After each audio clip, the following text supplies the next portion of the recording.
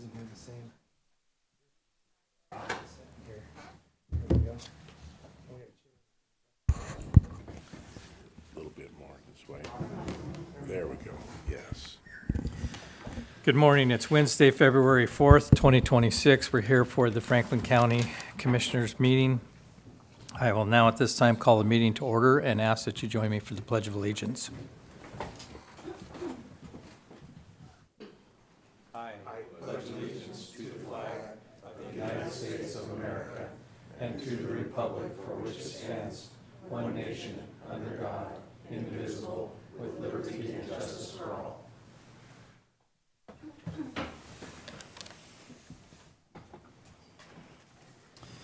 Adoption of current agenda. Is there any additions or corrections? There is, Mr. Chairman. Need to make a couple of additions to the agenda. Under consent agenda, it would be item number 12, 2026-040, and that is Juvenile Services Project Manager job description. Item number 13 would be 2026-041, and that is a resolution of the Board of County Commissioners of Franklin County, Washington, authorizing budget transfers on an as-needed basis to cover juvenile detention services. And then I would request that we add one additional item to, let me back up one step. The item that is currently on regular business, Resolution 2026-039, Planning and Building and Economic Development approval of a purchase of a smart board. It would be my opinion that we need to move that to consent. And then I would like to see us add an item to regular business, and that would be the potential of rescinding Resolution 2012-346.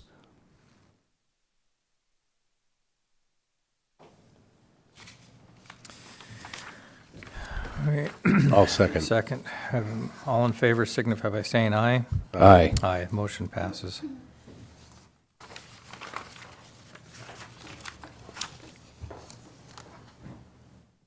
This time we'll go into public comment. Is there anyone in the room for public comment? If so, please come forward, state your name, and you have 3 minutes. George Dockstetter, Silf Landing Road. I've got a question on the designation of open space in Franklin County. Why isn't the whole county outside the city limits designated open space? Because every time you sell or transfer a piece of ag property, you got to sit there and go through the forms and the man hours down at the assessor's office just to keep it an open space. The whole county that is ag and outside of the city limits of Pasco, Connell, and Mesa should be designated open space. And if you want to change the zoning, make it industrial or some other use, at that time pay the back taxes to pull it out and quit wasting everybody's time filling out the paperwork just because you want to change your estate planning on the ownership, or you're selling 100 acres and there's 5 miles of farm property all the way around you, and it still takes 2 weeks to get it approved after you've recorded the sale. Thank you. Thank you. Good morning. Good morning. I'm Joy, and I work with the Sheriff's Office and the support staff. I'd like to reply to your comment of the gentleman who reached out to you to complain about the timeline for the fingerprint appointments for the concealed pistol licenses last week during the meeting of January 28th, 2026. Commissioner Didier, you stated that it isn't a big deal to get the guy fingerprinted. It's not just someone getting fingerprinted. The process begins after the fingerprinting, which is processing the mental health check verifying the applicant lives within the county, doing a local check for active court cases, doing the national criminal background, processing the application, preparing for mailing, and then entering each one into our local records management, all of which must be done within a certain timeline once the fingerprints are done to stay in compliance with the RCW. That doesn't include the numerous renewal applications that don't require fingerprints that need to be processed as well.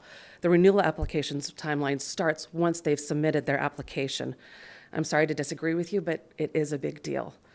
Before the county took over the correction center, we had 4 support staff to handle the responsibilities of the sheriff's office. At that time, concealed pistol license fingerprint appointments were within 2 weeks of submitting their application. Since the takeover, one of the support staff positions was moved to the correction center. The responsibilities of that position were divided between the remaining 3 people whose workload was already full. Then we also received the responsibility of the warrants. Consequently, the time availability for fingerprinting was reduced. We are now booked until May. Commissioner Didier, you also stated these are services that our county needs to offer immediately. We would love to offer them immediately. That is our job, to serve the community and to do our best, and we are trying to do our best. However, we're unable to provide the time. I took over the responsibility of processing the concealed pistol license applications. I'm also the public records officer for the sheriff's office. I not only have deadlines for the CPLs, but deadlines for the PDRs as well, among the other responsibilities I have. We have asked at least 3 times for the funding to have another support staff position. I personally have gone to the county administrator, Brian Denzel, with Commander Brunk to ask for more help. Commander Brunk has asked numerous times before that. The county administrator even came to Commander Brunk's office to talk about our need for help. I know of only one time that the issue was brought before you in the commissioners' meeting, in a public meeting. It was also proposed in the sheriff's office budget for 2026 to have another support staff. Even Chief Harmon made the recommendation during the budget meetings to add another support staff position. All attempts have been denied. Commissioners, it's your responsibility to fund these departments of the county so we can provide services like this to our constituents immediately. Commissioner Didier, you stated last week, hopefully you're listening. I can tell you, yes, we are listening. Are you?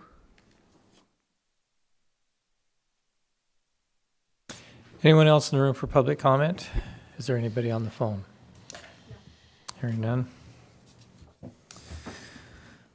Moving on to the approval of the consent agenda. Mr. Chairman,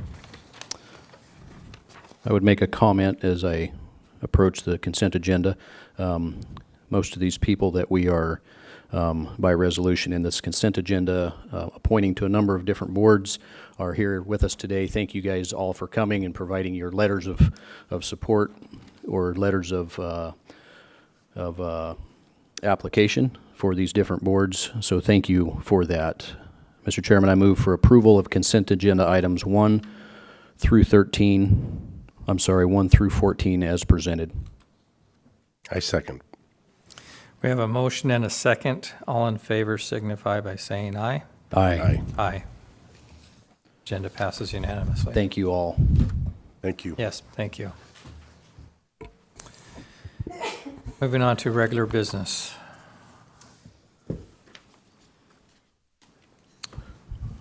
Mr. Chairman, I ask that we put this item on this for consideration. That is due a little explanation, and so with your approval, I would explain a little bit why that I would propose that we rescind this ordinance or this resolution today, and we may want to ask our council to weigh in. As you commissioners are aware, I had a death threat against myself and my family. Subsequent to that, I had no less than 4 official interviews with law enforcement, spoke at length, and I can't tell you how many times with our prosecuting attorney's office, and all of that come to naught.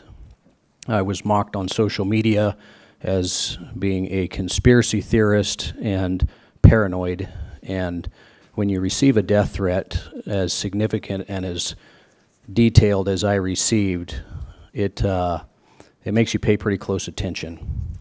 And so subsequent to that, I received that threat in the middle of last year. And with it,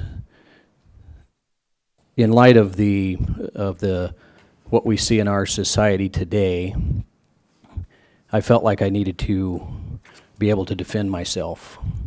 And I've sought diligently to be able to do that. And because of this resolution and a subsequent resolution of the Superior Court, I am not allowed to do that. And I have been working diligently for many, many months there is a process wherewith you can seek approval of the Superior Court for that ability. And they have denied without explanation, finally. They ignored me for a long time, and now they have denied my request without explanation. And I cannot get anybody from our PA's office to law enforcement to engage and to, for lack of a better way of explaining it, help me understand. And I'm not sure what to do. I'm not sure the process wherewith that I have recourse. I am diligently seeking that. But as you're aware, it was placed on the front page of the Tri-City Herald that our sheriff's office sought and received a court order to take the lock out of my commissioner's office door. And I feel like that I'm exposed, and I'm not sure where to go, and I think by rescinding this resolution, it will be a start, and I'm not sure because I cannot get counsel and I cannot get advice from our law enforcement where I should go. I have met with local officials, I've met with state officials, and I've met with the FBI, and multiple of those told me it was a credible and serious threat, and yet I cannot get any action whatsoever. And when I say any, when I did my interviews, they said that is serious and you need to take it seriously. I am not a fearful person, and I asked on multiple of those occasions, should I be in fear for my life, and should I be in fear for my family's life? And it was affirmed that yes, I should be. And then, like magic, it just went away. There was just no concern or no interest in it. And so that's why I bring it here today. I think our council needs to weigh in on this, and I believe that we need to rescind this resolution and officially start a process wherewith we can get a written answer. I believe our administrator has a correspondence to share with us today in the response that we got from the Superior Court in the answer to my request, finally, after nearly a year.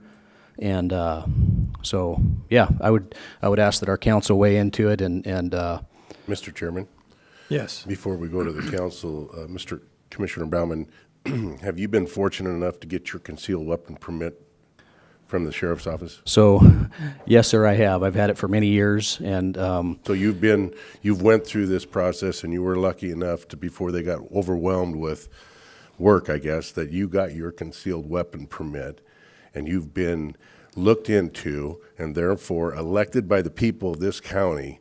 I don't see why you cannot carry a concealed weapon to protect yourself and your family at all times, including your work here at the courthouse. yes, sir. That's all I got to say.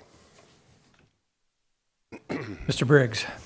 I guess I'll start from the top with the investigation. So my office does not conduct criminal investigations. We prosecute crimes once we get a referral. So the law enforcement agencies would be the first step when you're a victim of a crime to go and make a report. This sounds like the type of threat, if it's occurring, through your phone, that you'd want one in the agency who's like a forensic investigator, like a technology guru. And I know law enforcement agencies increasingly nowadays are sort of shifting getting someone in their department who's basically like a computer guru and not your typical type of detective. So you would need someone like that, I would imagine, to do some sort of forensic analysis of your phone to see if they can track through that, where this threat came from. And then it could be the case this person's not even in Franklin County, but that would require some sort of coordination with an outside law enforcement agency from wherever the threat was made, to apprehend this person. And then once we receive that, there'd be a question of where the crime occurred and which law enforcement agencies, which prosecutor's office would be responsible for prosecuting that crime. In terms of this resolution you've referenced, it adopts a judicial resolution. And so this is important because the Superior Court bench is responsible under RCW 941-300 for designating weapons-free zones in and around courthouses. Subparagraph B, the very last sentence indicates the local judicial authority shall designate and clearly mark those areas where weapons are prohibited, and shall post notices at each entrance to the building and of the prohibition against weapons in the restricted areas. So this designation of a weapons-free zone of the courthouse and sort of the surrounding area was made by the judges, and that's sort of appended to this resolution as an exhibit. So rescinding the resolution would not rescind the judicial resolution that's attached to it. It's sort of on its own. I'm not sure why we adopted a resolution that adopted the judicial resolution, except for maybe for posterity reasons, because this resolution indicates that we want to file this with the auditor, so there's a physical record of it. I don't know where the judicial resolution would reside otherwise in the records of the county, but probably not in the auditor's office. So I don't know if this was basically a housekeeping measure to make sure that people were able to find the underlying judicial resolution, and it certainly adopted that. But I don't know that by rescinding our resolution that it would have any sort of substantive impact on the underlying judicial resolution. In other words, the courthouse would still be a weapons-free zone until the judges modified that resolution. I appreciate your response there in several ways, so I'll take several of those on. You described that that some agency would have to do that, and so the first agency I went to was the Franklin County Sheriff's Office, and they essentially ignored it for a number of days until they said it's no big deal. It's a Nigerian prince. A response was similar to that, not exactly, but similar. Then I went to the Pasco Police Department, and long story short, nothing happened. I went to the Washington State Patrol, and nothing happened. I didn't. Somebody reported it to the FBI, and the FBI contacted me. I sat down for an in-person interview, an extensive interview with them, and they said this is local, and because they are federal, they wouldn't have jurisdiction, and so nothing happened.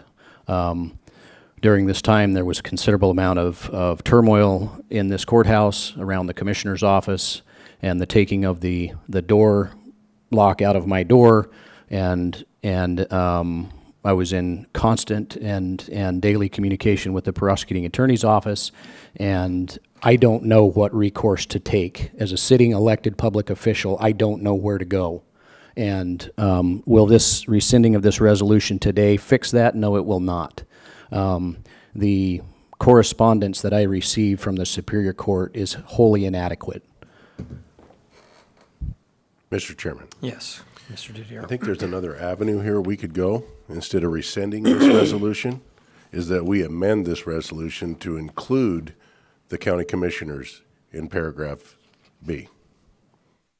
We could amend it and include the county commissioners in paragraph B, and therefore that would allow you the ability to protect yourself with the death threat that you occurred. Right, but this is a judicial resolution, so I But the think county commissioners adopted it. We had to pass it. These county commissioners right here signed this, and therefore we could amend it or rescind it, whatever we chose to do. I don't think it works that way, because the judiciary is vested with authority to designate these weapon-free zones.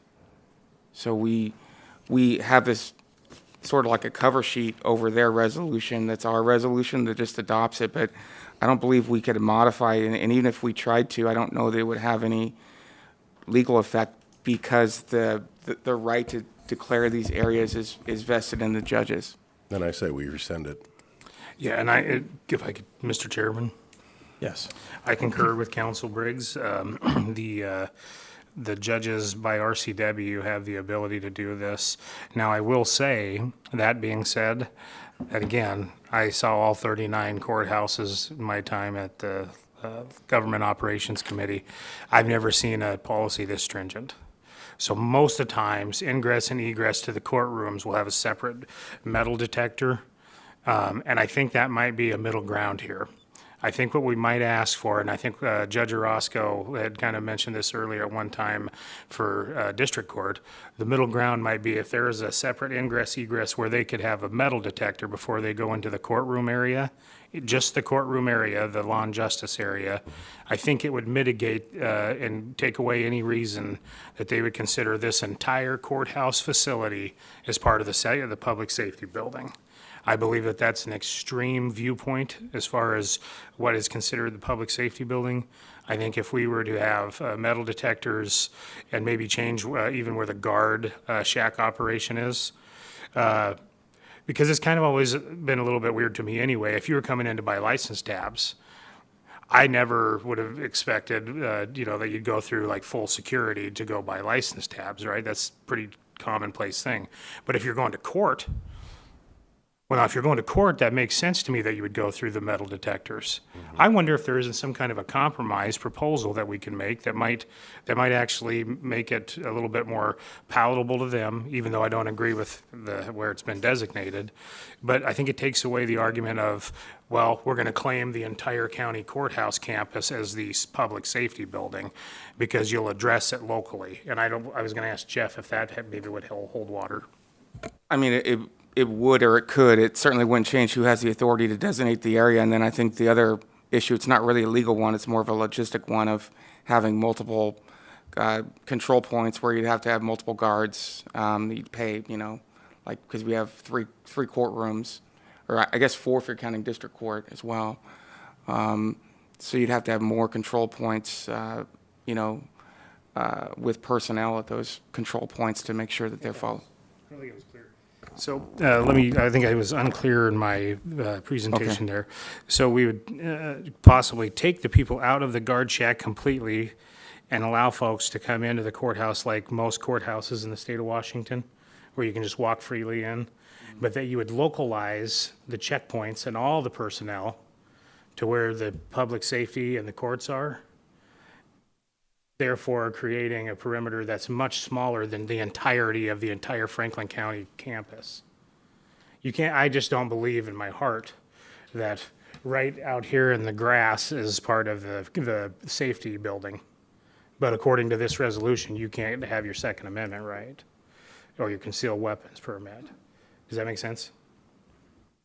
Sure, yeah. I mean, I think you always have your Second Amendment right. It's just whether or not this is a restriction that's reasonable, right? You have to go through that complicated analysis. But this law, as far as I know, has never been successfully challenged or wouldn't be here. But the only challenge that I'm aware of was one related to whether it was an unlawful delegation of authority of the state legislature to define the elements of a crime. But I haven't looked at this law in quite a while. Yeah, I wasn't, I didn't, I was saying that we should propose it as maybe like a medium, like, not that it was, that we should challenge it, that I think that we should propose to the court that what if we set up the perimeter in a much smaller, tighter, and controlled way, right where all the court activities taking place. Yes. And then have the potential of, it happens all the time. I just went over to the Benton Franklin Juvenile Correction Center, and they have one. Right when you walk in the door, like right where the area is that you walk in to go, but it's not the whole building. The entire building isn't completely shut down on lockdown. It's kind of localized to where there might be an issue. And I think where there might be an issue, and I agree with this, is the courts. Like, because you see it all, you read newspaper articles all the time where somebody just gets crazy and doesn't agree with a ruling, and that isn't right. That's nuts.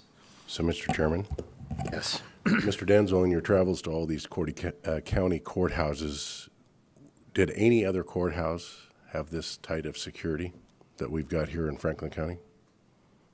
No.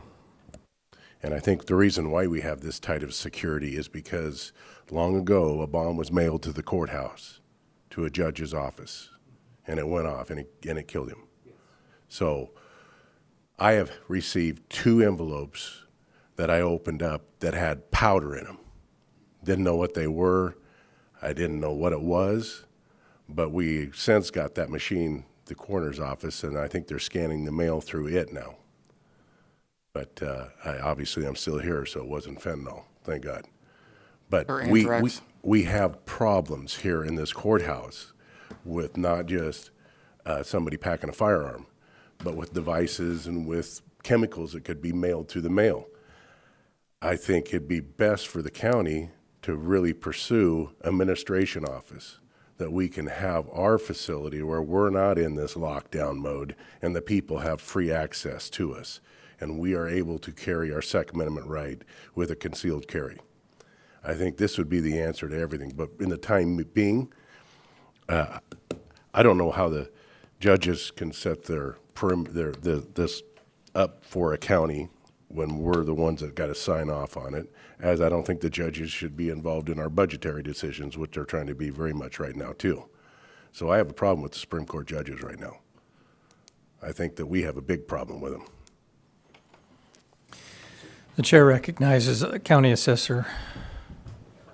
So commissioners, not just because you're a commissioner, but all elected officials face the same thing that most of you have faced, as well as employees that work here. I have employees that go out in the field constantly. I've literally had them threatened. We've had guns pulled on employees, okay? We've had people threaten them at the counters and so forth. So I will say this, I'm in total favor of what your intention is. I'm former law enforcement. I still hold instructor ratings, law enforcement instructor ratings that I have to qualify on a continual basis to maintain. And I can't legally carry here. So, and I can tell you, I'd be one of the first ones to back up. You do have security here. They're allowed to carry. How is security allowed to carry? Some of them are former law enforcement, some are law enforcement off duty, okay? And they're legally allowed to do so on that. So I think you need to pursue something. I have not been in a courthouse yet that has the restrictions this courthouse has. I go visit, because I was the district chair for all of Southeast Washington, and I'd go visit other assessors' offices and other offices in the state and the courthouse. Haven't found one that had those restrictions. And 99% of the time I'm carrying when I go into those courthouses. No problems whatsoever, okay? Not here, because I've literally been informed that you'll be arrested here to do so. I can concealed carry on our Capitol grounds and in almost every office in the Capitol grounds, and do so. I was just there last week and I was carrying concealed on the Capitol grounds legally. So it isn't just for you commissioners. I certainly am well aware of Commissioner Bauman's threats. Others, we have received garbage in the mail. Not all mail is scanned, Commissioner, just to let you know.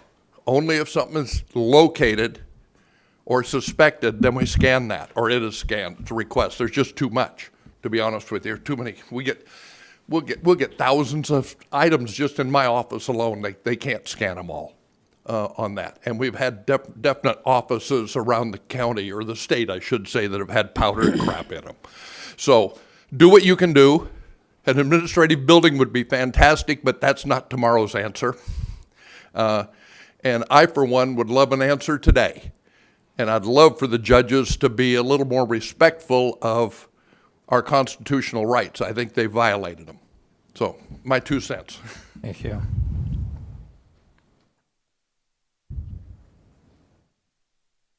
Any further discussion? Yeah, just a moment here. Mr. Chairman, I'm looking for, in this resolution, I can't lay my eyes on it, but there's a process wherewith you can ask for permission, which is what I have done, and I can't lay my eyes on it right at the moment. Paragraph C4. C4.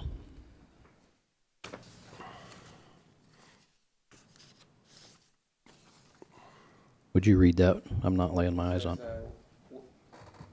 Weapons or other items carried in the entire weapons restricted area, including courtrooms, limited to the following circumstances. Subparagraph 4, weapons and possessors of such weapons approved upon application and written approval of both the presiding judicial officer of Benton Franklin County Superior Court and the security administrator of the Franklin County Sheriff's Office.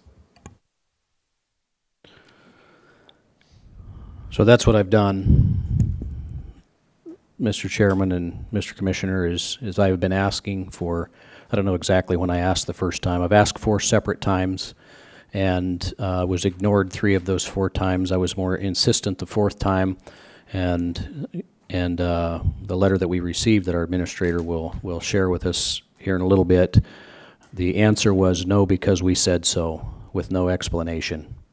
And that is an unacceptable answer for me. As a sitting elected Franklin County Commissioner, this board is the legislative branch of this government.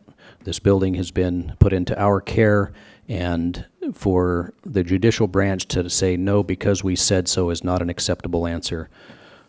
With that, Mr. Chairman, I move that we rescind Resolution 2012-346.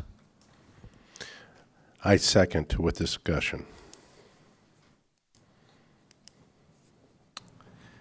We have a motion and a second. Discussion. We're not only the legislative branch, we are the executive branch of this government also. And therefore, it's even more powerful that we do this.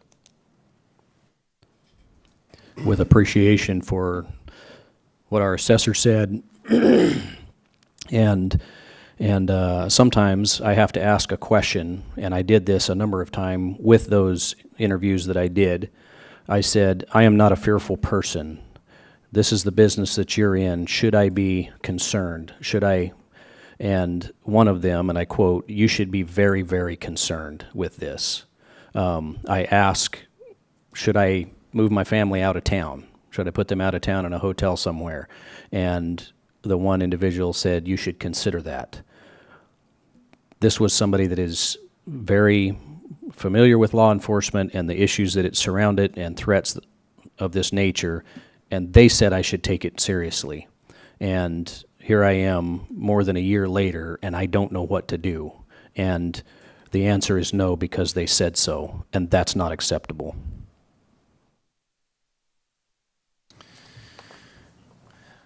With a motion and a second, all in favor of rescinding resolution, I don't have the number in front of me. 2012-346. Resolution 2012-346.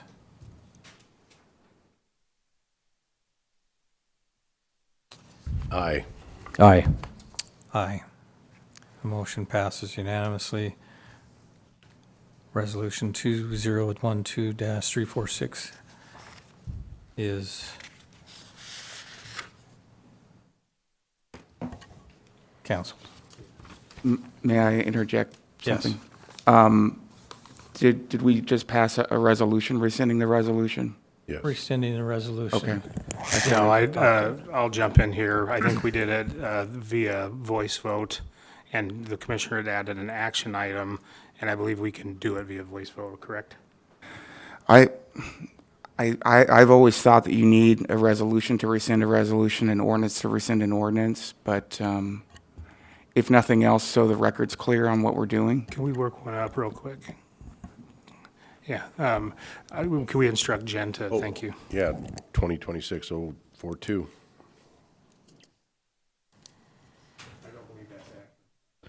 I don't believe that's accurate. Anytime that the legislative body makes a motion and a second, and it's minuted, and it's part of the official record, you guys can move and motion and second and do whatever you wish. So we've chosen, and I think there's a precedent that's been set here to do everything via resolution. Wes, I'll ask you, Multiple counties all over the state that commissioners pass motions. Yeah. Anyway, just wanted to give that. We're heads up. Yeah, but we'll get one if you want done. All right. Moving on to Commissioner Administrator updates. Mr. Danzel. Thank you, Mr. Chairman and members of the board. I met with Auditor Beaton as well as the Accounting Division of the Auditor's Office this week, as well as I met with Mike Killian and Ms. Ochoa to discuss rearranging their office, which would potentially create some space to better be utilized and wouldn't have any impact on the current expense fund. They're looking to perform out of non-current expense funds, $5,000 to move folks closer to the vault.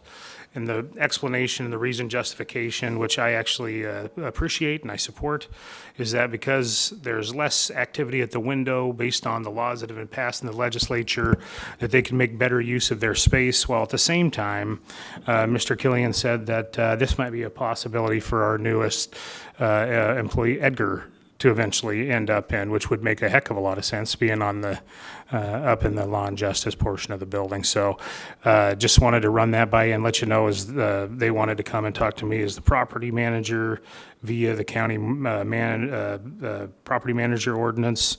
I see no problem with the proposal. I wanted to put that on your radar and maybe come back with me if you have a issue with that. Speaking of Edgar, I'll be forwarding some incoming and outgoing correspondence in a few moments regarding that issue. Attended the BCS meeting, nothing to report there. Status quo, met with Craig Erdman to discuss public works.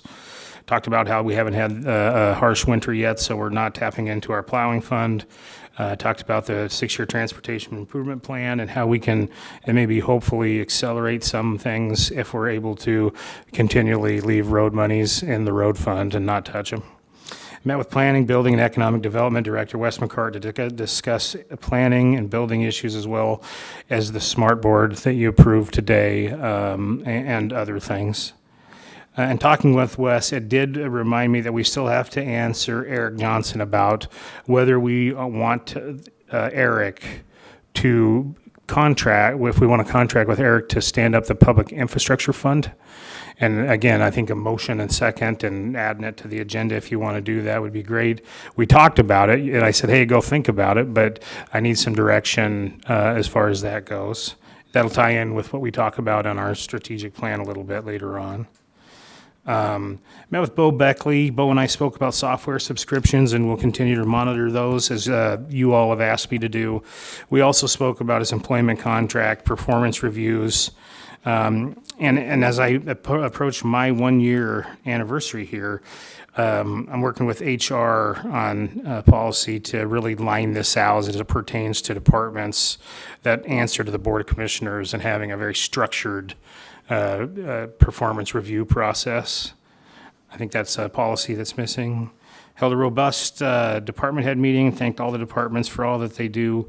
It's incredible. The folks really do care and give it their very best, and I think it's why it's so important to fight these fights when it comes to doing the best we can financially.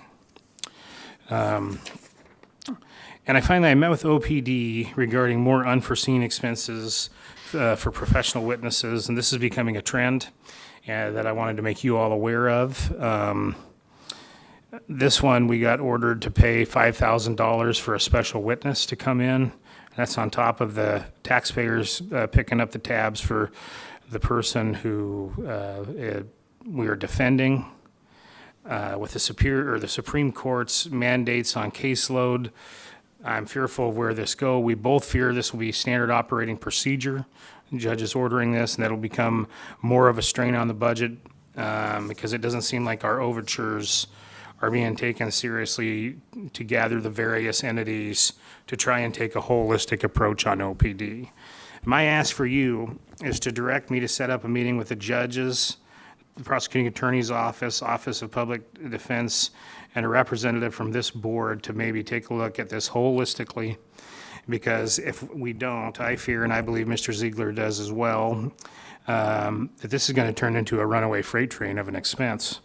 And I think the more that we're able to collaborate on this specific issue and not silo information, and there's legal things that you can't, certain things you can and can't do, but so long as we just all stay in our own lane on this OPD thing, the county will go broke eventually. It's a matter of time because they're going to continually ask for more and more and more, and we're going to have to provide it.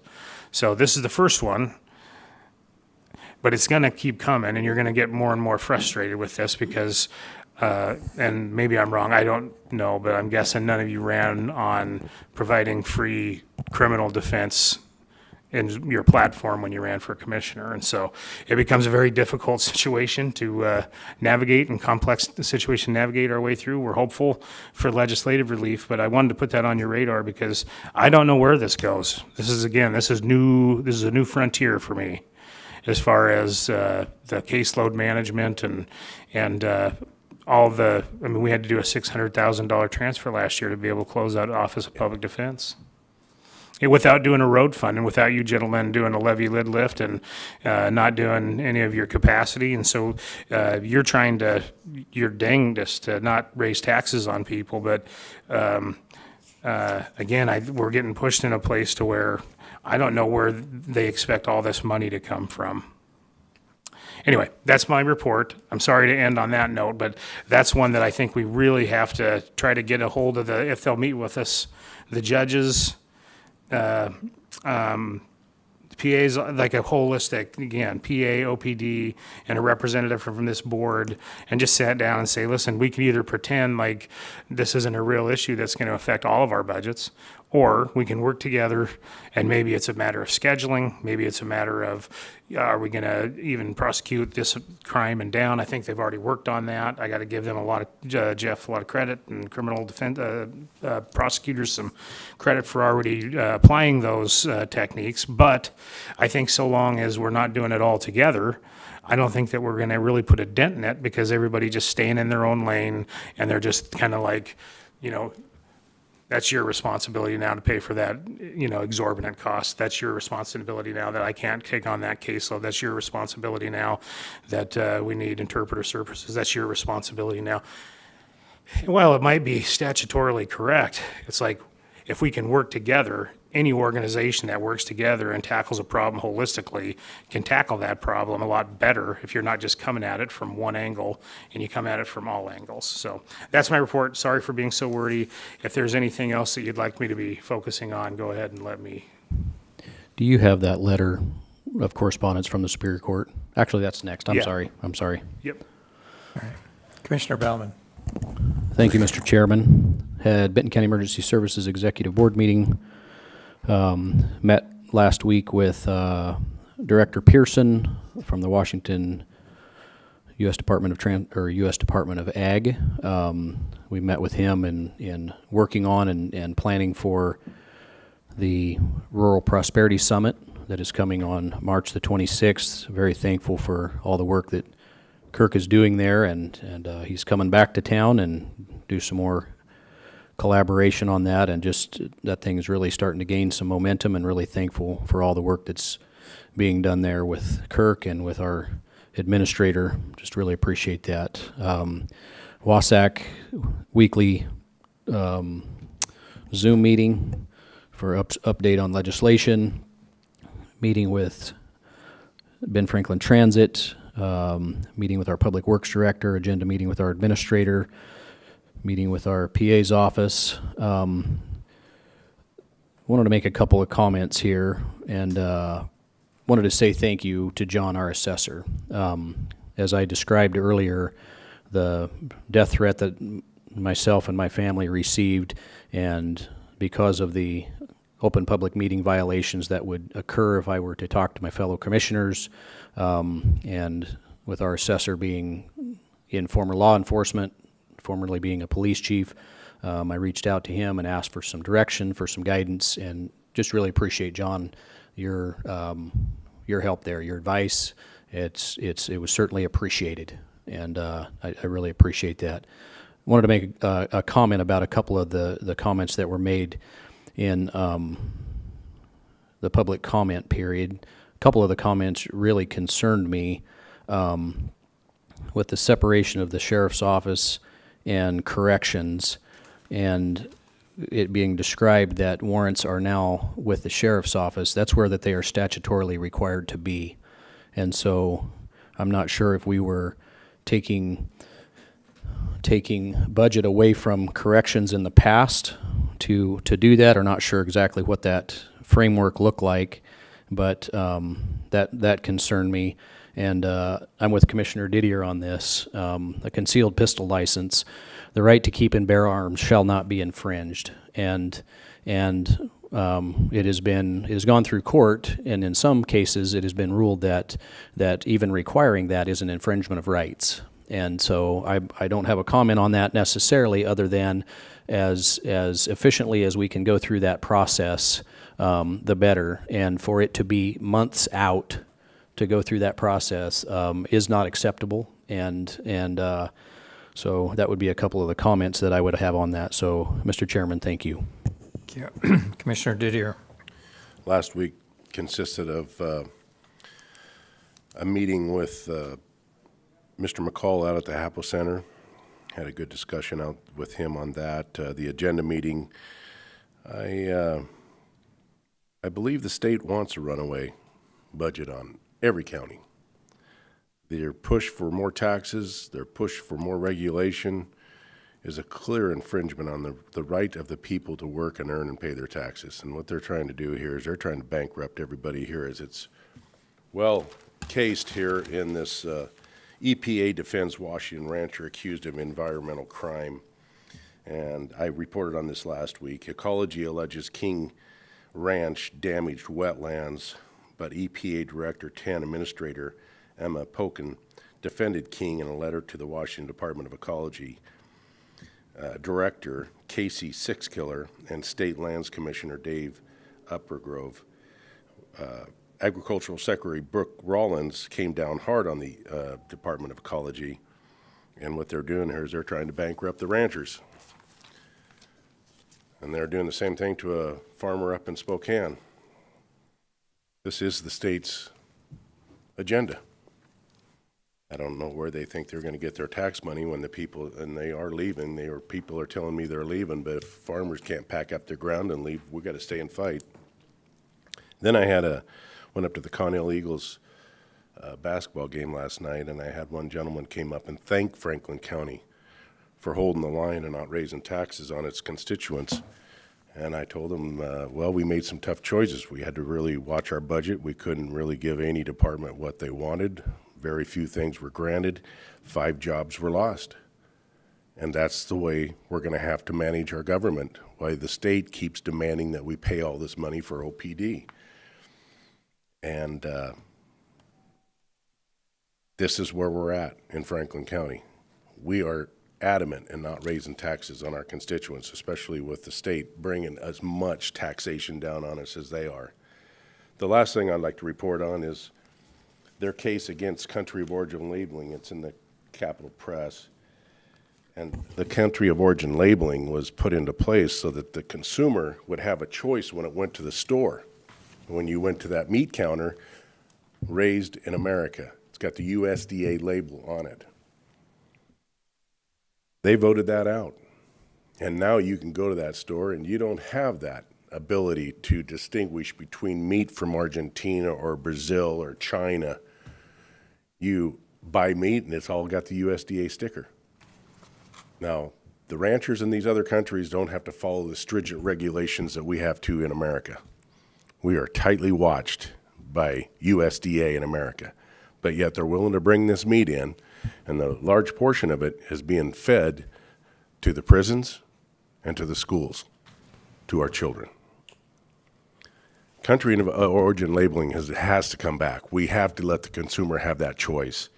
And there's a great op-ed in here by this gentleman, and we need to get country of origin labeling back. It's Bullard here that wrote this, Bill Bullard, and I encourage you to read it because they give their argument, and who filed the lawsuit and won this and took this away was the beef producers in Mexico and Canada, where they have the new disease coming across the border from Canada.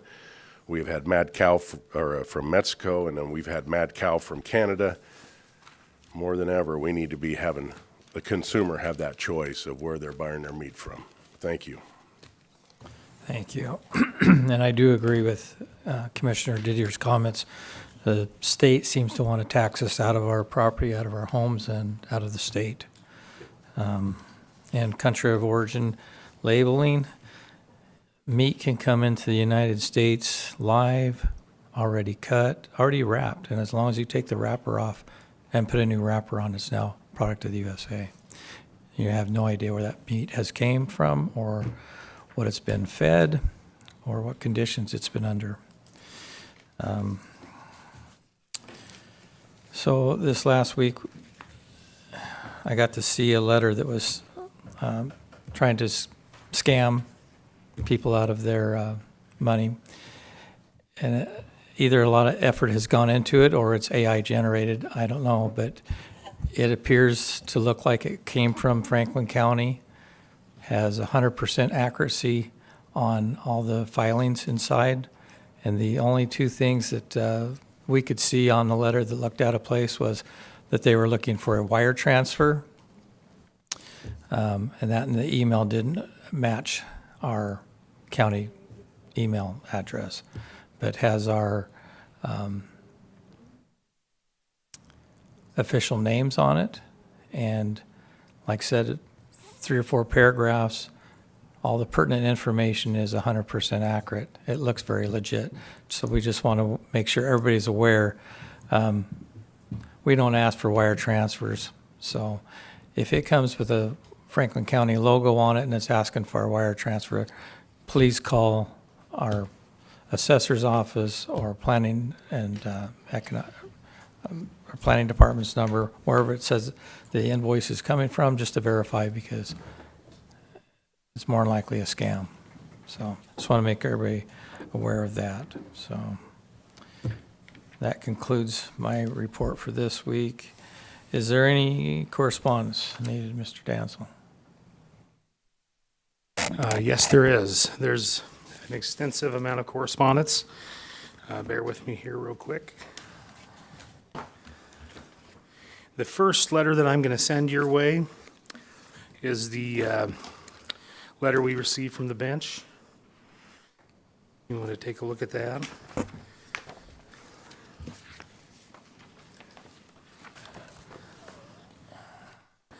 The second item I'm going to send down your way is our response.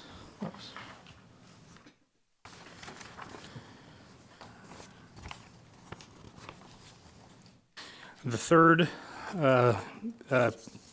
piece of correspondence I'm going to send down your way is the one-sentence denial of Commissioner Bauman's request, as previously mentioned.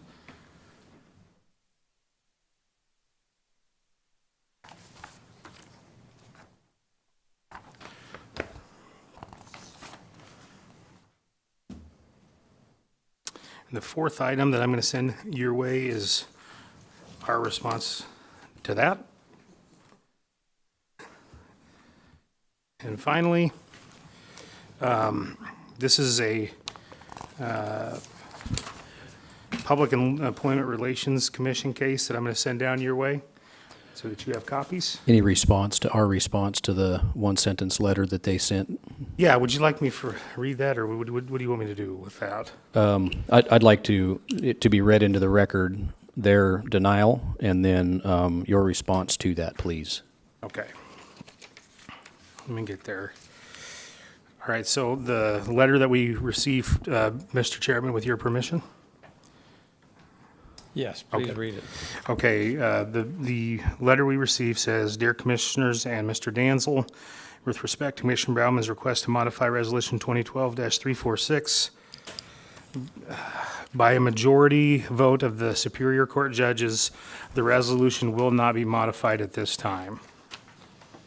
My response was, "Good to know. I would ask why the death threat on the Commissioner's life doesn't carry any weight with this. To me, these are things that should be taken seriously. He's now unable to protect himself and possibly his family.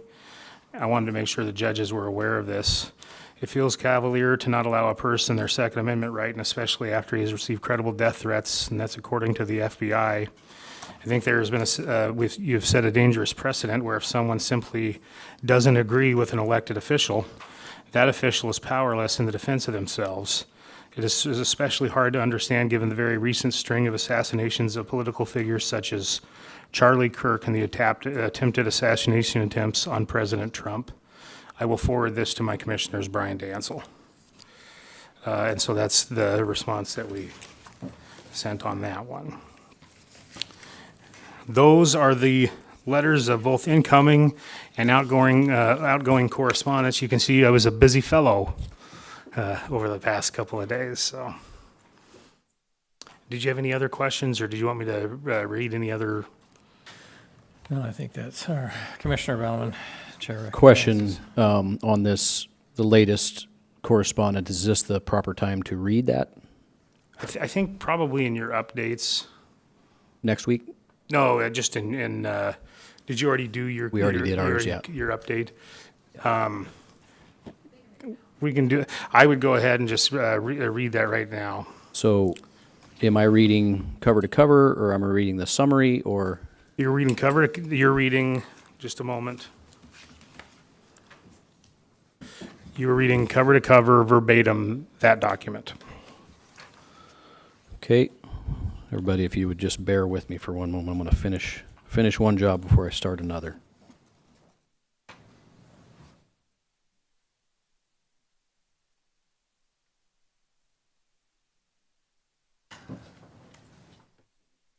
Yes, Chair recognizes Commissioner Didier. Mr. Chairman, while we're waiting for Mr. Bauman, Mr. Danzel, would you want to elaborate on the judge's cease and assist letter that they sent us here? Would you like me to read it into the record? Yes, please, or read it into the record. That they This, sent us, or? this is where I'm complaining to the courts about trying to set our budgetary. Oh, you want me to read our response back? Well, read what they sent and then you read our response, please. Sure, absolutely. Mr. Chairman, with your permission? Yes. Okay. Dear Commissioners and Mr. Danzel, with respect to the information that was delivered to our office on January 28, 26, it appears the creation of Franklin County Juvenile Service Department will function as an autonomous entity reporting directly. Sorry, I keep forgetting I'm blind. To the Franklin County Commissioner/Administrator, directly violates the separation of powers, Article 4 of the Washington State Constitution. RCW 1304 mandates the Superior Court has exclusive jurisdiction to administer the juvenile court. The Benton and Franklin Superior Court has not and will not delegate its authority to operate juvenile court. There is no Franklin County Juvenile Services Department. The employee that Franklin County has hired has no authority to represent himself as an employee of Franklin County Juvenile Court because that entity does not exist. This letter is to advise Franklin County to cease and desist from identifying and Mr. Vega to cease and desist from identifying himself as a representative from the juvenile court. He is to have no contact with youth or their families that are currently involved in our local juvenile court system. He is to have no contact with any local service agencies that provide services to our local youth, and he is to cease any and all contact with state AOC representatives advising that he is representing juvenile court. In short, Mr. Vega was not hired by the Superior Court and has no authority to represent himself to the public that he works for the juvenile court. Superior Court has been made aware of negotiations that may be ongoing to discuss separation of Benton and Franklin County Juvenile Court, and it should be clear to all of that the bench should be a part of those negotiations. And in response, I wrote in conjunction and with the help of many other people. Dear Judge Presiding Stam, in reviewing your cease and desist letter, it appears there's been a misunderstanding regarding our proposal. We are proposing to stand up our own Juvenile Detention and Probation Services Department in conjunction with an agreement with the Benton Franklin Superior Court. This would be similar to the current agreement the Superior Court has with the parties. The statement that, quote, the Benton and Franklin Superior Court has not and will not delegate its authority to operate juvenile court conflicts with the action previously taken by the court, whereby it delegated authority over detention services to Benton County. Franklin County is not seeking to violate RCW 1304. Our goal is to comply with this statute. That statute expressly authorizes Washington State Superior Courts to delegate administrative authority over juvenile detention, probation, and/or court services to the legislative body of the corresponding county. As our proposal demonstrates, we are poised to offer juvenile detention and probation services. We're simply asking for the court to review our proposal and approve or deny our request. If denied, it would be beneficial to receive feedback so we can modify the proposals necessary to reach an agreement. Finally, we would agree there may be a separation of powers issue to play here, but not on our end. We believe that when the court ordered us to place certain funds in certain line items, which is the duty of the legislature, effectively, the bench was trying to legislate our budget. We believe the only violation of Article 4 occurred when the judiciary tried to impose its will on the legislative body of the county. And so that was the response Thank you. letter. Yeah, thank you. Mr. Baumann. Thank you, Mr. Chairman. Would you, Jeff, would you set this up as far as what we're doing and why we're doing this, and then I'll read this into, or is just read it as, just go ahead and read it as written? I guess the short answer is because it was an order by PERC. So typically when there's a finding of an unfair labor practice and PERC makes that determination, they can impose what's called a remedial sanction. And so part of that remedial sanction is us reading this into the record. Just to provide a little bit of context about this whole thing stems from a pizza party that was held at the jail, and this was back when the sheriff ran the jail. And so there is language in there that ties these actions through Franklin County Sheriff's deputies or correction officers at the time back to the sheriff. In any event, they would have been actions of the county. But essentially what this unfair labor practice complaint was about was that by authorizing this pizza party or whatever, informational pizza thing at lunch, we were giving the impression to the employees, because it was through management, that we favored one bargaining group over another, one union, the Fraternal Order of Police, which was the entity that sort of organized that with the county. And so the allegation was that we were favoring them over Teamsters. So Teamsters filed the UOP. So this is a part of the order, is that we read this into the record. That's accurate, yes. Thank you for that explanation. On November 26th, 2025, the Public Employee Relations Commission provided a decision that stated, quote, "The county assisted the FOP and interfered with the Teamsters in violation of RCW 41.56.045, parentheses 2, when Sheriff Jim Raymond approved the Fraternal Order of Police's request to meet with employees in the training room during lunch on a mandatory training day. Permission to use the facility and to meet with the employees during the workday could come only from Sheriff Raymond. Accordingly, Tennecourt used the chain of command to facilitate and receive approval for the FOP's meeting with employees. The morning of the training, Tennecourt confirmed that Sheriff Raymond was aware of and approved of Dan Tennell's visit. Based on these facts, the county had acknowledged that Dan Tennell was coming to the facility, granted permission for the lunch event to occur, and is thereby bound by the actions of Sheriff Raymond, granting permission, and the command staff who facilitated the luncheon.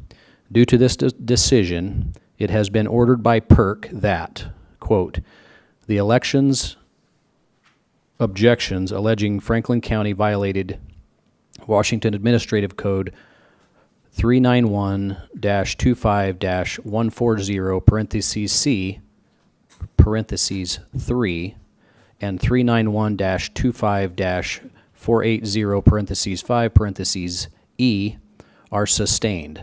The election objections alleging Saul Aritas and Marcus Truitt did not have an opportunity to vote in the runoff election are dismissed. The runoff election in case 138123-E-24 is vacated. The case is remanded to the executive director for further processing. Findings of fact 1 through 40 entered by examiner Caitlin Cipher are affirmed and adopted as the findings of fact of the commission. Finding of fact 41 is modified as follows. 41, no evidence was offered regarding the non-receipt of ballots by employees Salarita and Marcus Truitt in the runoff election. Conclusion of law 1 through 7 are affirmed and adopted as the conclusions of law of the commission. The examiner's order is modified to reflect the commission's remedy in this case and explicitly vacate the election. Franklin County, its officers and agents immediately take the following actions to remedy its unfair labor practices. 1. Cease and desist from A. Showing a preference to the Fraternal Order of Police or providing assistance to the Fraternal Order of Police in any way that it does not assist the Teamsters during the pendency of representation petition. B. In any other manner interfering with, restraining, or coercing its employees in the exercise of their collective bargaining rights under the law of the state of Washington. 2. Take the following affirmative actions to effectuate the purpose and policies of Chapter 41.56 RCW. A. Remain neutral in any election and demonstrate no preference for any bargaining representative during any election conducted by the Public Employee Relations Commission involving employees in the Corrections Bargaining Unit as required by Washington Administrative Code 391-25-140(3) to ensure that employees have the right to freely select the bargaining representative of their choosing as guaranteed by RCW 41.56.040. B. Permit the Teamsters, upon request and without interference, to hold a 1-hour mealtime meeting with off-shift bargaining unit members in the county's training room before the date ballots are mailed out to voters in a rerun election. C. Contact the compliance officer at the Public Employee Relations Commission to receive official copies of the required notice for posting.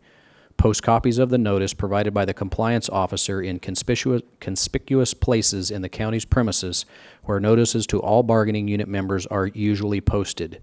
These notices shall be duly signed by an authorized representative of the respondent and shall remain posted for 60 consecutive days from the date of initial posting. The respondent shall take reasonable steps to ensure that such notices are not removed, altered, defaced, or covered by any other material. D. Read the notice provided by the compliance officer into the record at a regular public meeting of the Board of County Commissioners of Franklin County and permanently append a copy of the notice to the official minutes of the meeting where the notice is read as required by this paragraph. E. Notify the complainant in writing within 20 days following the date of this order as to what steps have been taken to comply with this order, and at the same time provide the complainant with a signed copy of the notice provided by the compliance officer. F. Notify the compliance officer in writing within 20 days following the date of this order as to what steps have been taken to comply with this order, and at the same time provide the compliance officer with a signed copy of the notice the compliance officer provides.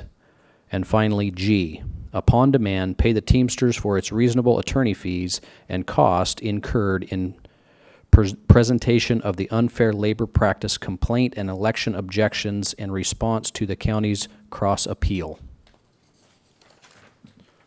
Mr. Chairman, that concludes the requirement of reading this into the record. Thank you.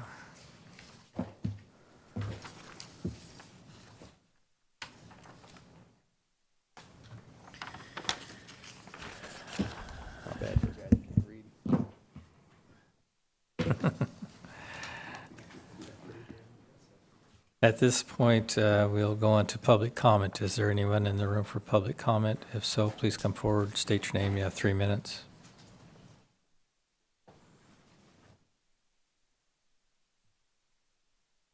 Good morning, Commissioners. John Rosenau, Franklin County Assessor. I want to bring a couple of things to the attention of the public.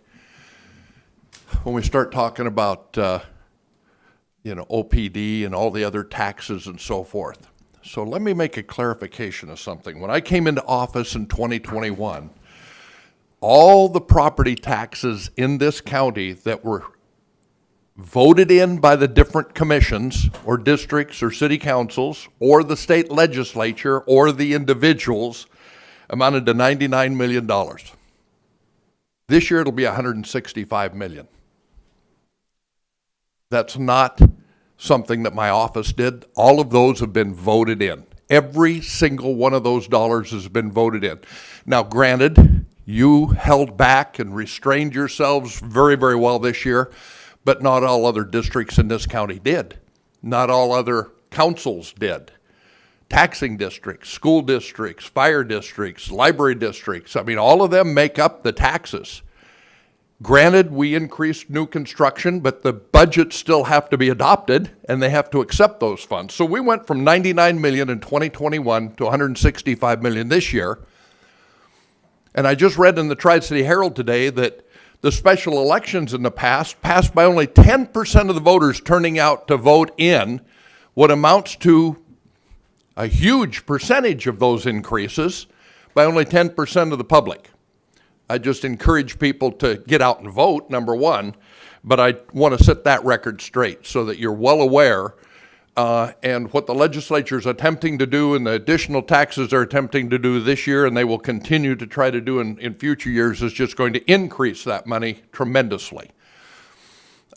It's spread out amongst whatever the assessed value is. The dollars have to be collected. Whether the assessed values go up, it still is collecting the same dollar amount. And we have to bring this into the attention of the public. Most of this has been voted in by the public recently or the legislature.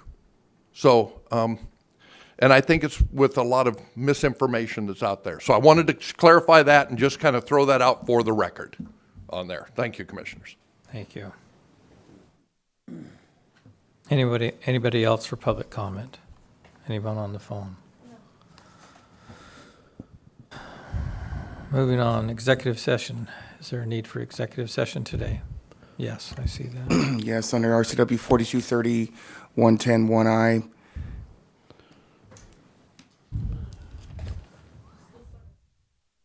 We'll do 20 minutes with myself, Ms. Lloyd, Mr. Danzel, of course, the board and the clerk of the board as well.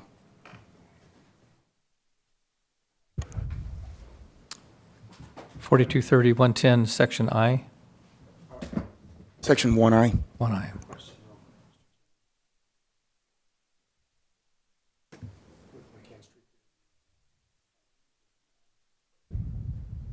Doesn't matter. We can hold an executive session after McKinstry's presentation if we want to. Adjourn the meeting. Okay. Yeah. So, Yeah. I got to learn to type in. All right. Do we need I a would break? recommend doing the McKinstry update, and then we can go into executive session, if that's acceptable to the board. I'm prepared to make an amend. We need to amend the agenda. Yes. Mr. Chairman, I would move that we amend the agenda and to adjust four things, that we would put our workshop item starting immediately, and following that we would add 3 potential action items to the agenda. The first item would be to add Resolution 2026-042, which is the preference of our council to rescind the resolution that we earlier did, 2012-346. The second item would be to direct our administrator to negotiate with our contractor, Mr. Johnson, on the development of a .09 fund, economic development fund process. And the fourth thing is direct our administrator to assemble a meeting to address the rising cost of crime and the prosecution thereof. we have a motion Second. and a second. All in favor signify by saying aye. Aye. Aye. Motion, all 3 motions pass. Sure, Mr. Danzel. I won't interrupt again. I owe Council Briggs an apology. The equal dignity doctrine, and I forgot about this, if it's something that's lesser than, you can do it with a voice vote, but if it's more than, so like a resolution's a higher form of passage, and I am a big believer in self-accountability, so I'm going to raise my hand and say that I was wrong on that, and I apologize, Councilman Briggs. Thank you. Thank you. So do we need a break between now and the workshop? I'm good, Okay. unless you need one. All right, so we will call the workshop to order. Approval of workshop agenda. Mr. Chairman, I move to approve the workshop agenda with one item, a presentation by McKinstry for the HAPO Center updates, and then our administrator, 2 items, and our administrator's strategic plan. I second. Motion and a second. All in favor signify by saying aye. Aye. Aye. Motion passes. Public comment. Is there anyone in the room for public comment that directly relates to the workshop item? Hearing, seeing none. Moving on to Franklin County HAPO Center Phase 2 HVAC upgrades presented by Christy Hoffpower, Regional Director. Good morning. Good morning. Thank you for having us. It's nice to see you again. As you said, my name is Christy Hoffpower. I'm the Regional Director for our energy group at McKinstry. Could you speak more directly into the mic? And I'm not sure if it's even on. It's right underneath the bottom. There is a green light. It's green. Is that That's okay? better, thank you. Okay, thank you. Lance Funk, who I know you know, who's been working on this project for quite some time. We also have Ira Nolander, one of our program managers, working on this, and Bill Bays is here from the Department of Enterprise Services. Do I just hit enter? Oh, there we go. I'm just going to level set everybody with a very quick executive summary. I know that you have this presentation, so I assume that you have questions for us. We have some things we'd like to go into more details on the basis of design that we think is very important that everyone understand what we're assuming for the system that we're putting in. We'll go over the scope of work, the pricing, and the schedule, and hopefully leave a lot of time for you to get your questions answered. Is that agenda okay with you? Okay. So the project objective was to replace end-of-life HVAC equipment in the community center arena and the atrium conference rooms and offices. And as part of that, we would also add cooling to the arena space. We did do a partial audit on this space back in 2021-22. So this was a little bit of repricing, but more than repricing because there were energy code changes and some occupancy assumptions that changed. So we looked at this again. The project budget is, our understanding is $6.5 million. Some of that came from a state appropriation and some of that came from .09 economic development funds. So we looked at 2 different facility improvement measures. One was the arena scope, which includes demolition of the current equipment and a new heat pump system and new controls. And then in the atrium would be the same demolition of that equipment, a VRF system, and that is for just the conference rooms and the office space.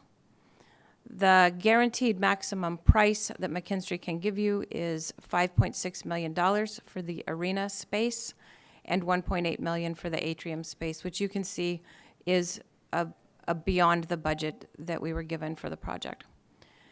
Our recommendation, after considering everything, would be that you proceed with construction on the arena and maybe defer the atrium for phase 3. And Lance can go into as many details as you would like to on that system.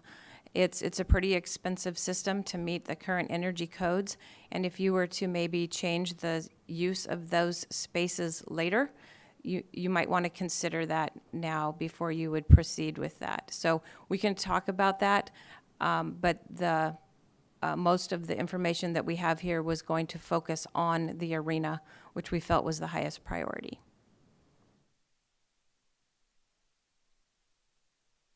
So the big change from when we looked at this facility in 21 to 22, aside from some occupancy changes, was building code changes. So in the 21-22, we did our initial assessment.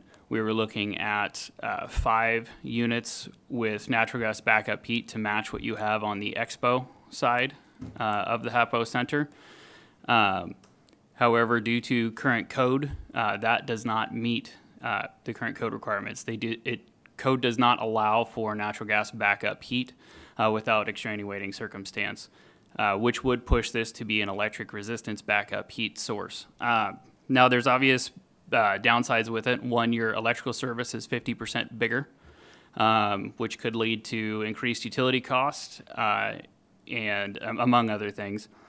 We have spent a couple months trying to work through and coordinate with city code officials to get a variance in order to proceed with natural gas backup heat.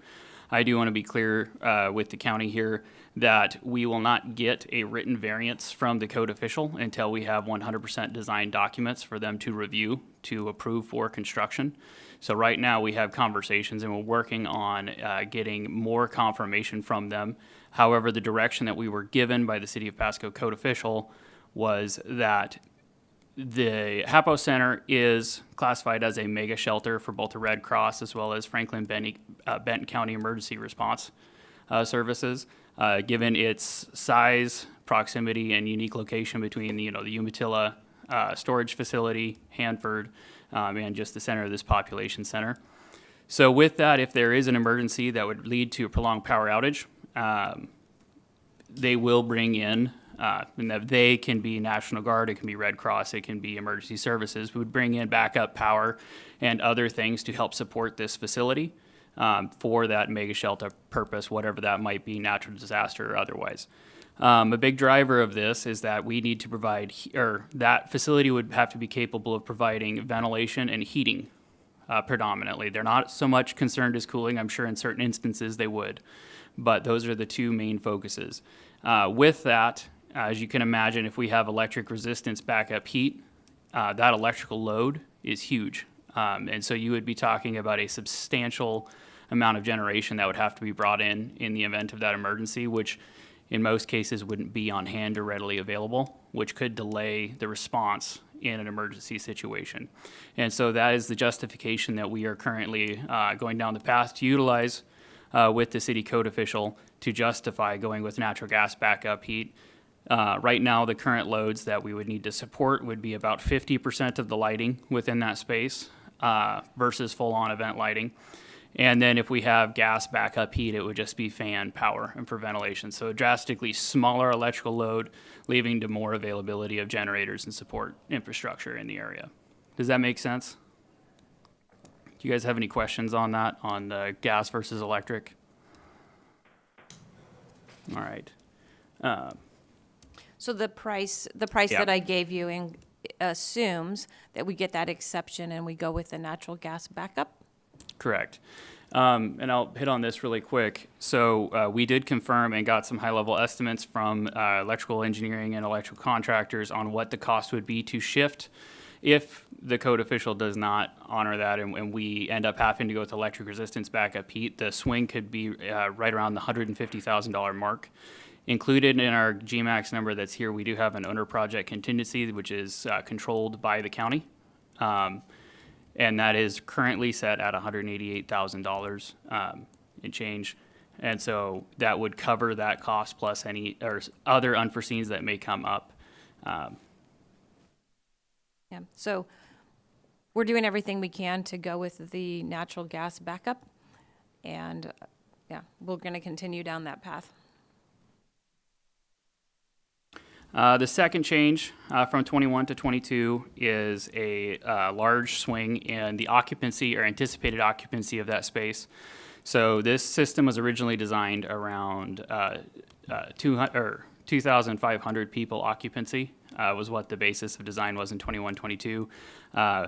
Originally, when we started this investment grade audit, we were talking about around 5,000 people. Right now, we're more stepped down to 4,500. As you can see, these loads for what these 68-ton units can support. At 92 degrees, it will be able to keep 4,500 people comfortable in that space. And again, there's some assumption there that, if it's that hot out, depending on what what kind of event that you're talking about, right? If it's people milling around in the space, they're not producing near as much heat as, if it's a sporting event or something like that. And so there's some variability, but we wanted to give you guys kind of this as a goal to kind of show you what the system can support or what it is designed to support. So as temperature goes up, occupancy goes down, or the activity level of the occupancy will also go down. Is there any questions on that? And so this did lead to increase in size of equipment and capability of the equipment over 21 and 22 as well. I think we added 2 additional Yep. units. I just want to make sure everyone understands this because this is very important to me and something I've pushed the team very hard on because I know that we want our name to look good. This is a very visible community center that you have, and it does get very warm here in the summer, and I don't want the first time 5,000 people want to dance in 110-degree weather. That system's not going to keep it 72 degrees. So I just want to make sure that it's clear what we're saying here when we say what we're designing the system to. You can have about 4,500 people. If it's 92, you can look at the graph there, but that doesn't preclude that we might have a day that is very hot where you might want an event with a lot of people. Now right now you couldn't have the event at all, but just want to make sure that you understand. And there's also a space limitation to how many of these units we can fit. Is that the next one? Yeah, and really quickly on this too, again, these are worst case design days, right, for what the equipment can support. Now, if it is 100 degrees outside and there's 4,500 people in the space, that does not mean that it will also be 100 degrees inside of the building, right? It just may not be able to keep at 75 degrees. To kind of give you guys an idea, at that same 4,500 people count, and jumping in order to bring it down from 75 degrees in the space at that design temperature to say 70 degrees, you're talking about an additional 68-ton unit to be able to support that. So once you get into those high temperatures with those high loads, it goes pretty exponentially, which is where we kind of landed on this sizing with the help and guidance of the county. So as you can see, the units that we selected, the original units for the first phase of work were AAON packaged units that were utilized. Now the county, I know, has utilized AAON and other facilities around the space. However, in the middle of or post-COVID world, we found in that project that AAON had some substantial quality control concerns when that equipment was shipped. Because of that, we had some issues when we were turning on the equipment and getting it tuned and getting everything operating correctly, as you all well know. So we are shifting to a Daikin unit, which is, ideally going to be better quality and just a different variant of that unit, which we don't believe will have those same quality control issues as we're going with that. However, if that's something that the county would like us to reconsider to stick with the same type of unit, we can, but this is our basis of design. You can see the units on the left-hand side of the HAPO Center there in the arena. This would be facing north. Those are in red, so they are long units. A couple benefits: these units are access doors are all ground level, so they're not jacked up in the air like the first AAON units were. They are longer and narrower, so you can see that they are staggered. And right now we are planning on keeping at least one of those overhead door drive aisles open. Right now it's shown in the center. I believe through conversations it will actually be more on that westernmost door. However, that can shift in final design on which doors we want to keep open and how we orient these units. And then all of the conduit and piping that we can on the exterior of the building will be ran underground up to those units, and then there will be fencing around securing all of these units. Additionally, the new electrical service would be in the northeast corner. They're highlighted in the yellow square with the red outline. That is where your current utility transformer sits and where the entrance to the building or right adjacent to your current electrical room is. With the natural gas option, that is a 2,000 amp service upgrade. I believe it's a 600 amp today, so sizable upgrade, and we will be leaving the existing electrical infrastructure there, backfeeding it from the new gear that will sit outside In addition to the HVAC scope in this space, we are providing some event outlets around the perimeter of the arena as well. And that's largely it for the scope for the arena. Is there any questions? Questions? All right. And then on the inside, we didn't get a picture, but there'd be the duck socks. I think it's the next slide. Oh, is it? Okay. Oh, yeah, sorry. And the okay. announcer's booth will also get a mini split unit to control the temperature space within the announcer's booth itself. As you can see, the ductwork that we were talking about is a soft fabric duct. As we had spoken about, this is about 5 foot in diameter, so it is large duct. And we are going to be following the pitch of the roof. So this is drawn to scale, so give you an idea of the size that we're talking about. Now, this should stay above the line of your existing hanging natural gas heating and ventilating units. So you will be gaining head clearance within the space. But they're just going to run along the peak of the equipment, the peak of the building throughout. Any questions on that? All right. Chris kind of hit on this in the executive summary, but this is the pricing breakout between the arena and the atrium. Now, we didn't go into as much depth on the atrium HVAC systems as we, our recommendation is to hold that and do that for phase 3 in order to stay within budget. Obviously, we're looking for the county's guidance on that. I just did want to hit on a few things on the atrium scope, just so you guys are aware that the current systems that you have in place additionally do not meet code.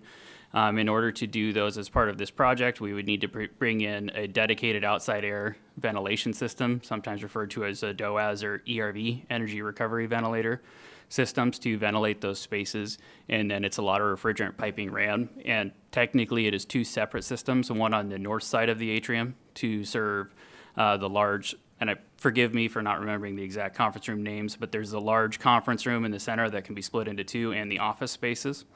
And then on the south side, you have the boardroom and then the other main conference room there. Any questions on that? As far as the schedule, so good news versus the first time we talked about the excessive lead times on electrical gear, refrigerant, that has all, for the most part, come back to the realm of reality and normal lead times. So what we are seeing in the majority of the equipment is lead time between 12 to 16 weeks for this equipment. Now, a lot of the work can be done ahead of the equipment being here and ordered. And so with this schedule, we are planning on is starting work in May. The intention behind starting work in May is that we will be out of heating season. And so we can demolish those H&V units without leaving the HAPO center without heat, or exposing to freezing temperatures at that point. But we can start doing all of the civil concrete pad work outside, running our new duct work, and getting all of that equipment ready ahead of when all of the electrical and HVAC units show up on site. That way, all of the groundwork is laid, we put the units in, connect them up, and we can start our startup procedures. And I wanted to mention, when we walked through the facility that day, there was talk about maybe painting, cleaning. We did not include any of that price. We weren't really asked to do that in our scope, but it makes sense that you might want to do that in between demolition and putting in the new equipment. So if you want us to include that, or if you want to do that on your own, I just wanted to point out that the timing might want to be done before all the new equipment comes in. I know there's some types of paint that can be more luminescent in the space, might be something to consider, but we did not include that in our scope. One other item I wanted to talk about was, this will be very intrusive into the arena space, unlike the expo center that already has all of the ductwork in the space. So we weren't working in the main common area. There will be the majority of the work happening with the demo out of those 18 hanging units and the installation of the new 7 large soft duct systems. Now, we would plan on coordinating with the county and HWL around those events and seeing what we can do to be flexible on our end with the construction, but it does assume that we can have, full crews working in that space. Some alternatives that we can discuss and looking at depending on the events is if they don't need the full arena space, say they need half of it, right? Maybe we can work on the east half and they utilize the west half of the space, and then we flip as we go and get those equipment in there. So we will be coordinating with that, but this schedule does assume that we have consistent access to that space to continue working. Any questions on the schedule or concerns? Can I ask Mr. a Briggs. quick question? How does all this fit within our requirements, upcoming requirements to meet the clean building performance standards? Yeah, it's a good question.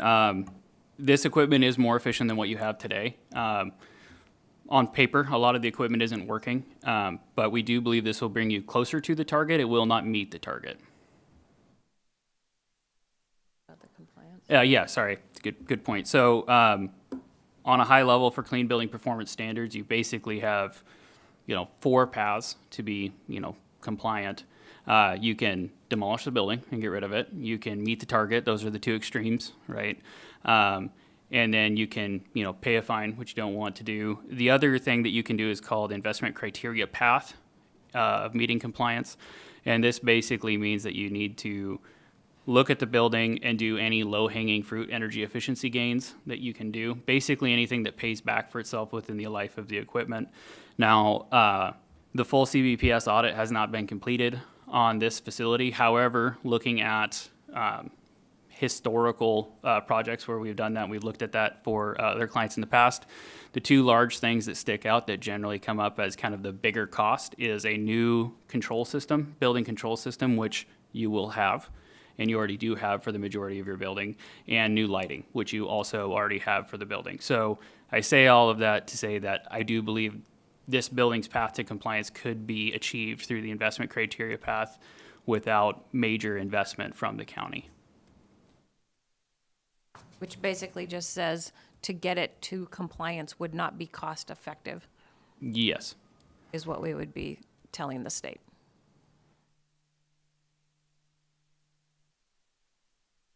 I'm Is sure that- you have questions.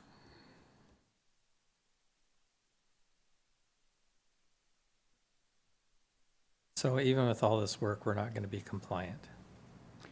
No, the equipment that it would take to get this building to compliance would be an order of magnitude more on getting it there, and how it would fundamentally have to change how it's operated. There are a few things that could change that we can, talk about more. The big thing is hours of operation has a large swing.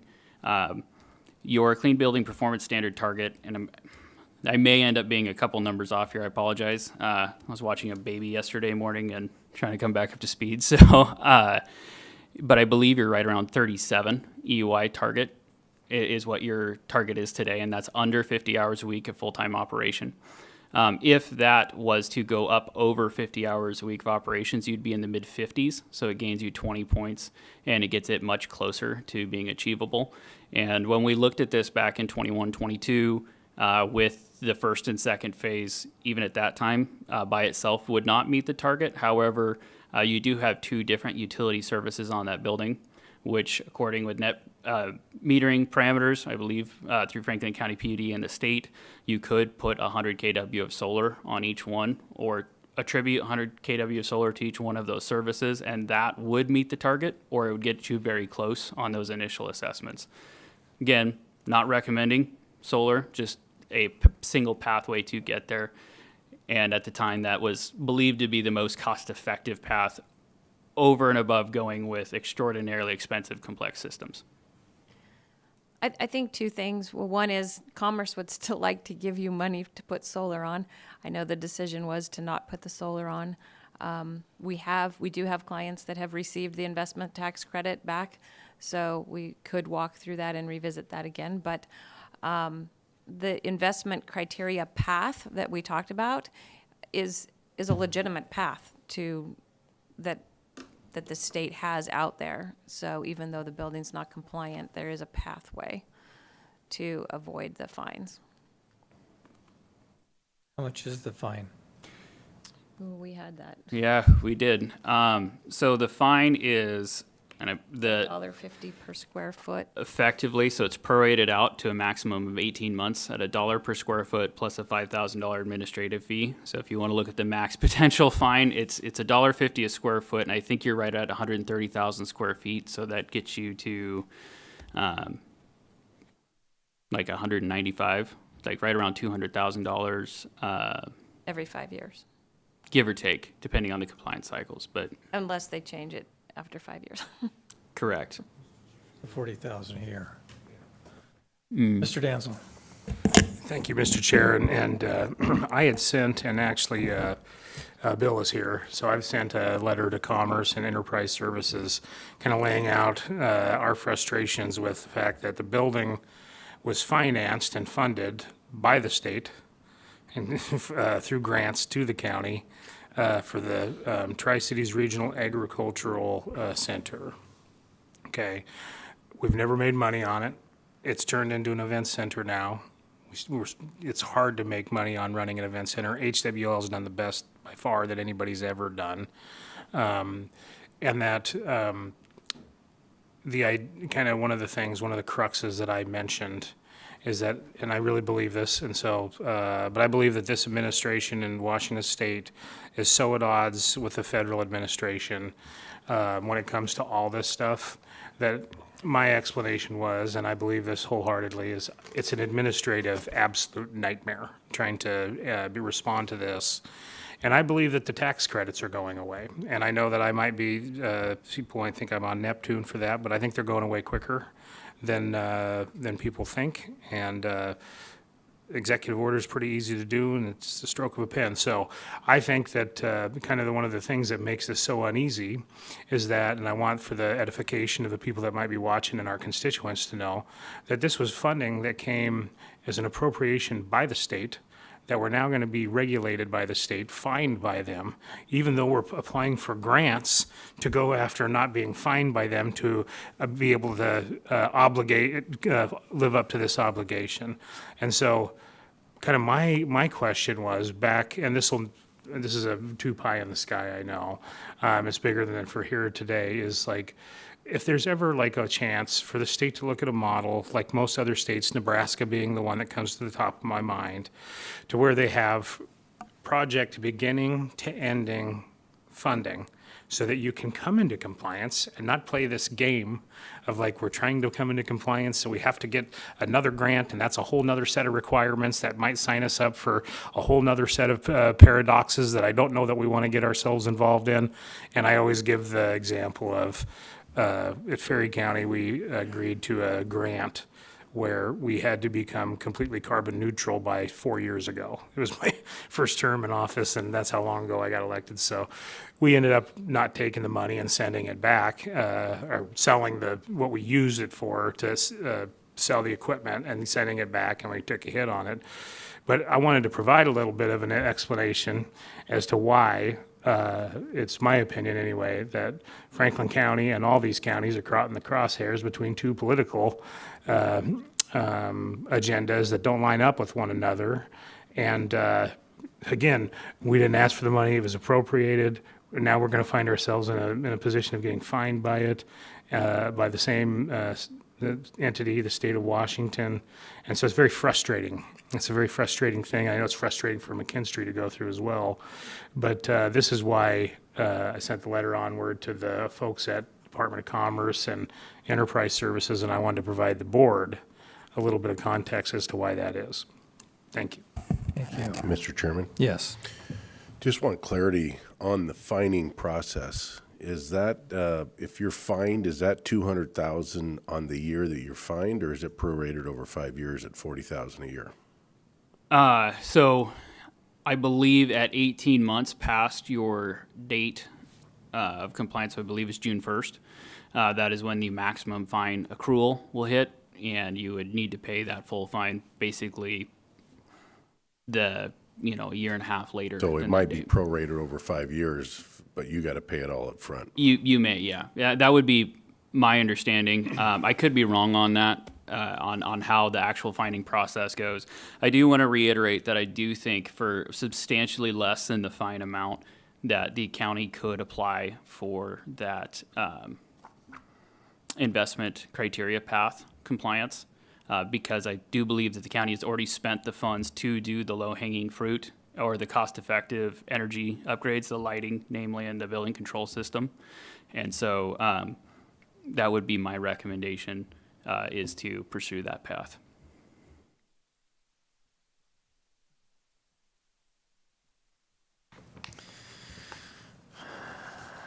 Any further questions? Okay.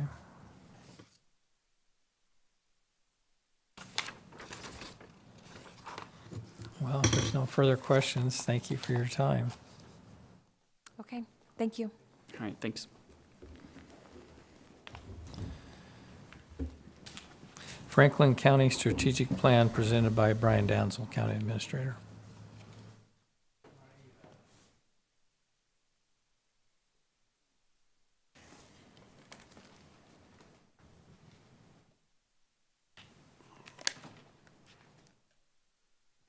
Thank you, Mr. Chair. Appreciate your patience. This will be short and to the point. We'll go over what we've accomplished. I thought you'd get a kick out of this. Franklin County Strategic Plan, the final game plan for Franklin County. That's what we settled on. So here we go.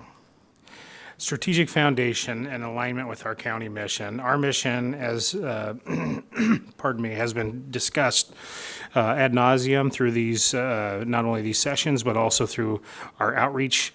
Is to support community development, promote economic opportunities, and create trust and transparency in local government. The shift that we have to make is the move from high-level aspiration and just saying ideas out loud to tactical execution.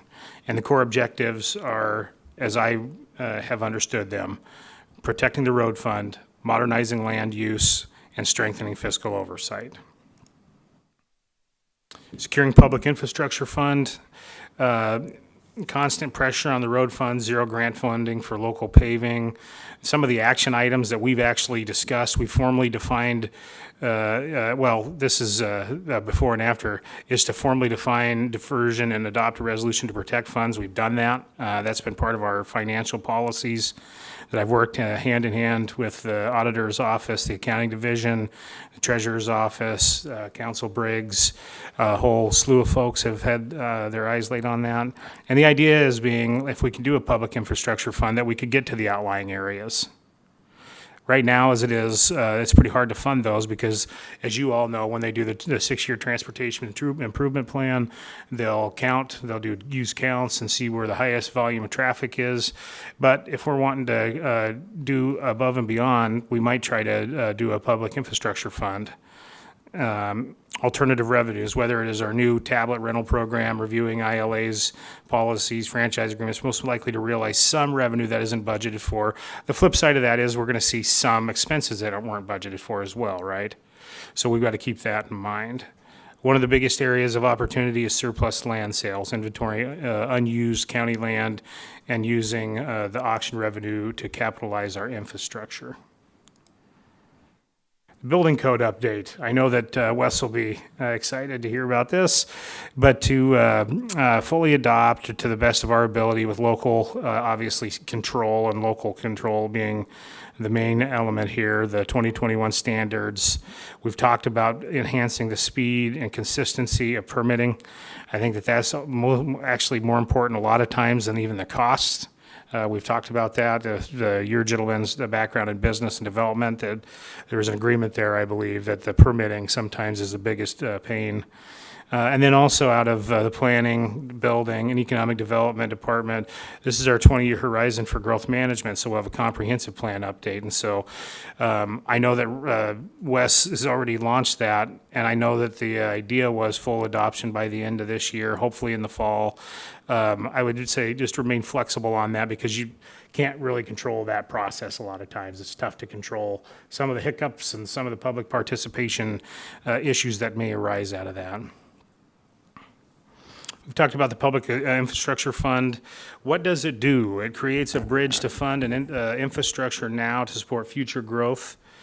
The way I would set it up is I would say that the eligibility requirements are that these projects must proactively expand the tax base.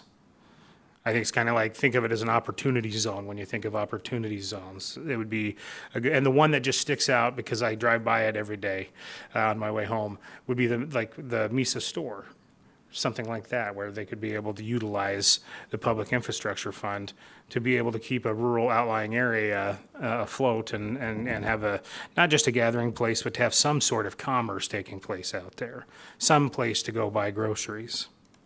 Otherwise, they're driving to Othello on Highway 17, and we've sent, how many more Highway 17 letters do we want to send, you know?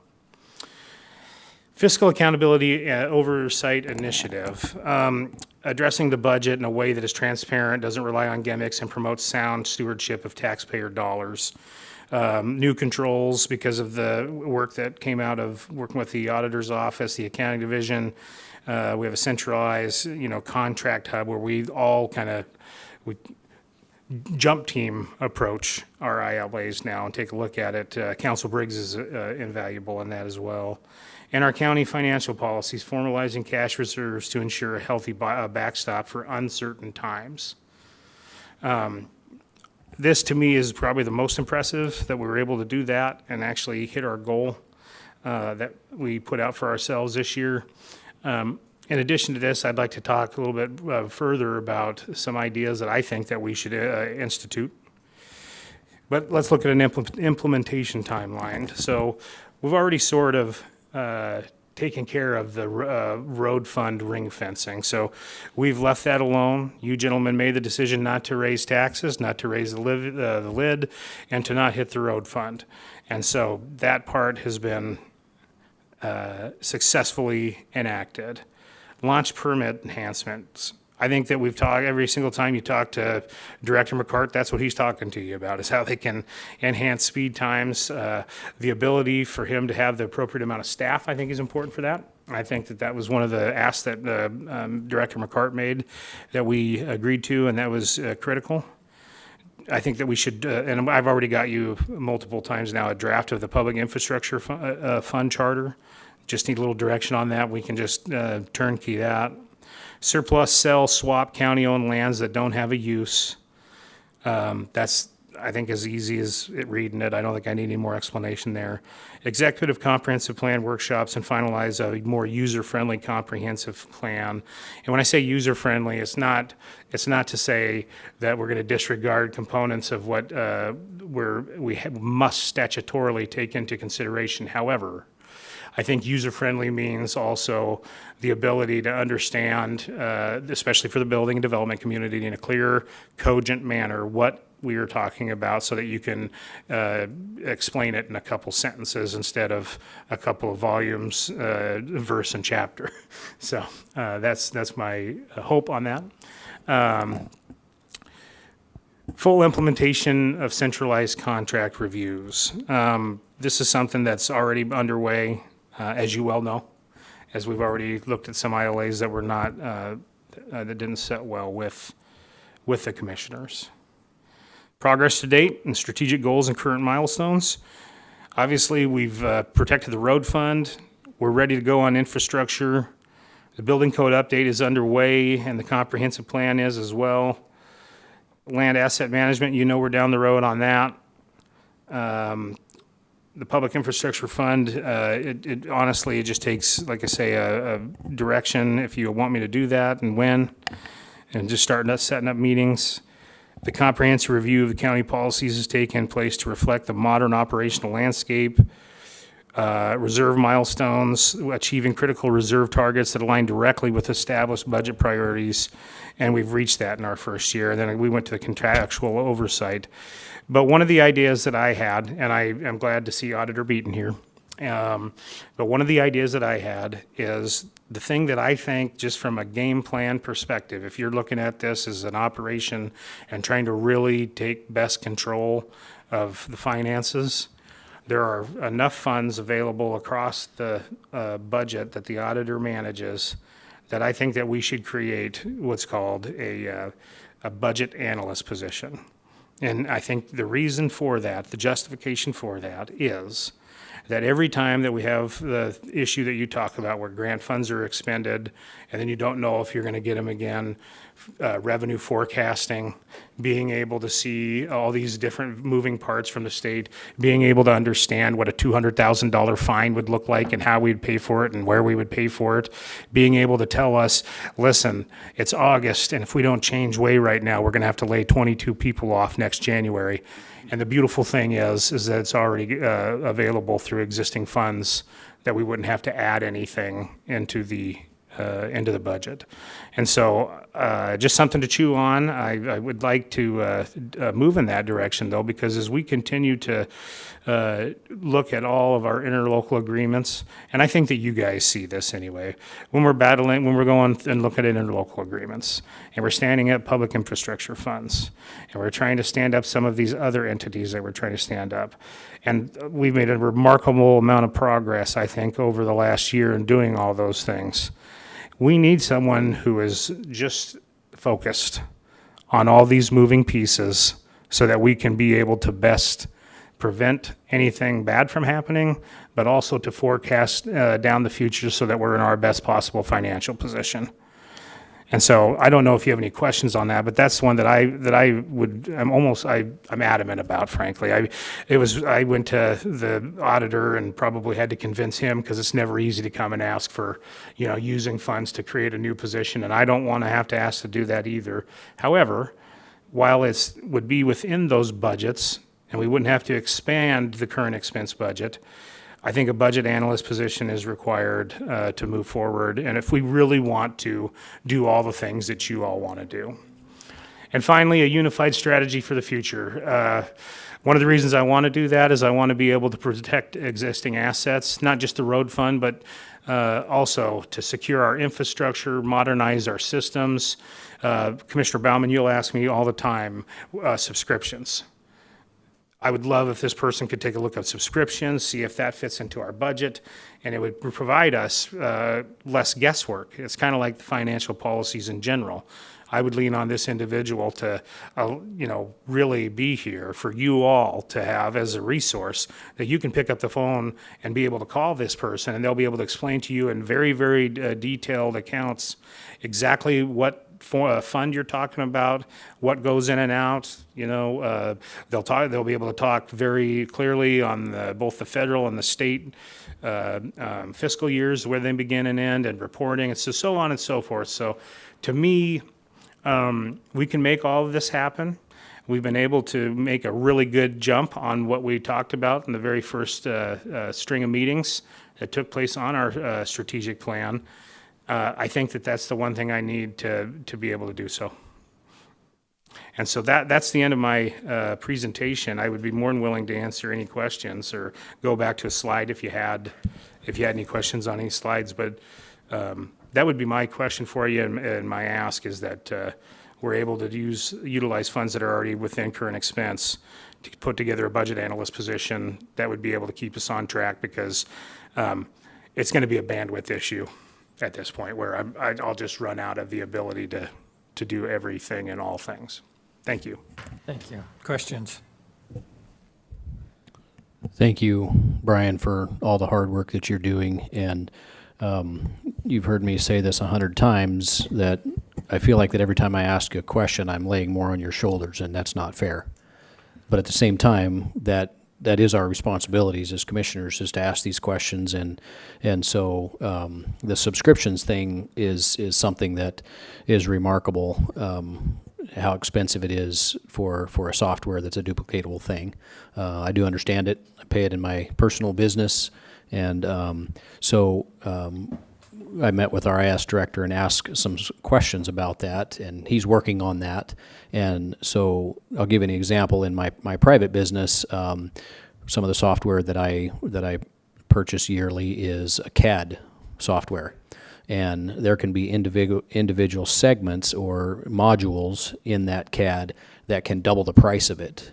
And so one of my questions, talking to our IS director, is, are we buying modules that are unnecessary, in different programs and so forth? So he's working on that, and not trying to, put more on your shoulders or his shoulders than, than is proper, but, recognizing that this year our plan is to do a line item budget, go through that process. And I think it's not too early to start identifying what is that and what does it look like, and so, and then to your point of another employee, I think it's necessary, and so I want to articulate that a little bit. We already talked about that you're working on bringing us a report on what additional employees is going to be necessary as we intake some of these other services.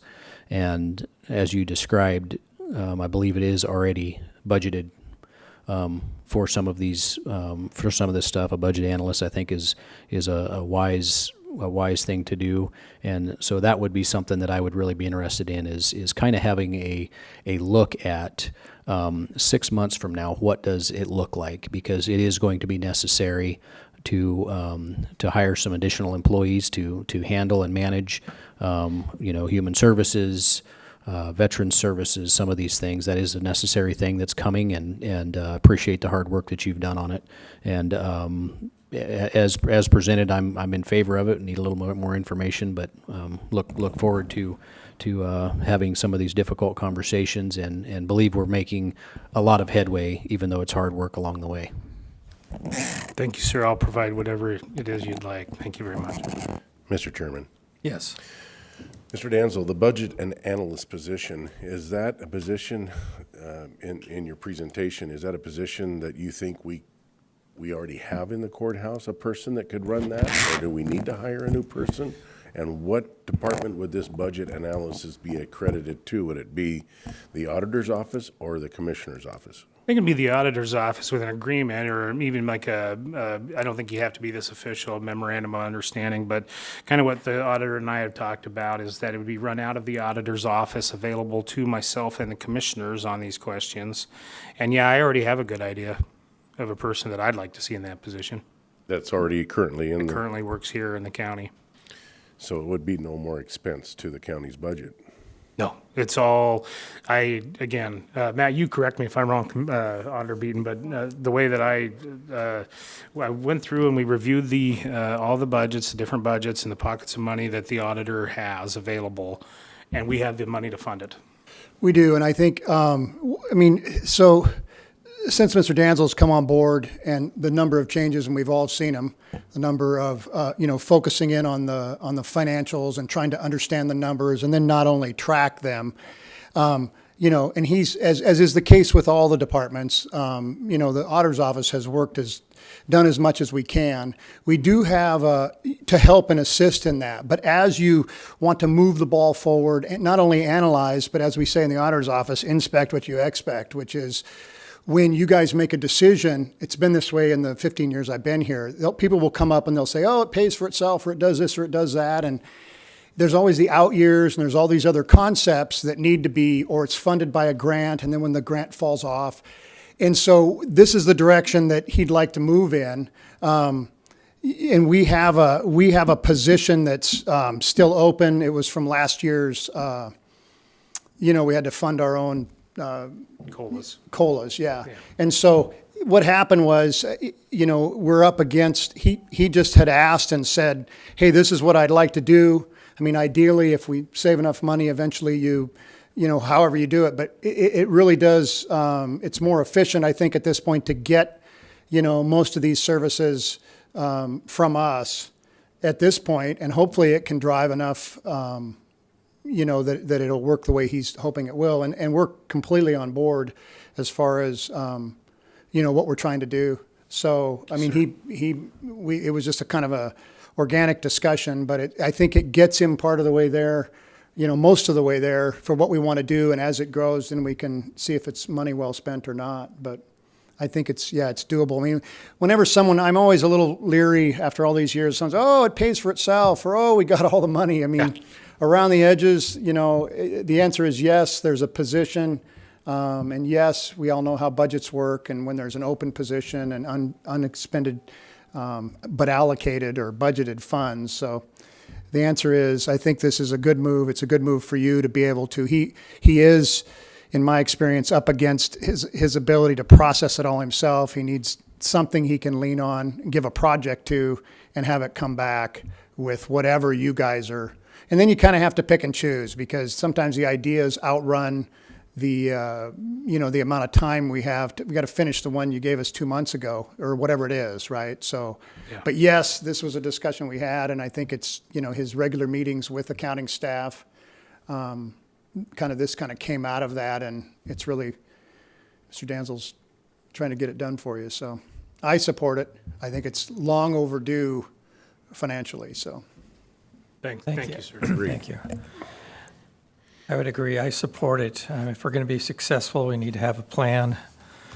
People don't plan to fail, they fail to plan. So I appreciate all your hard work, and I support it. How would you like me to proceed? I can get more information. Do you want me to get more? Well, let's do this. I'm going to get with our HR director.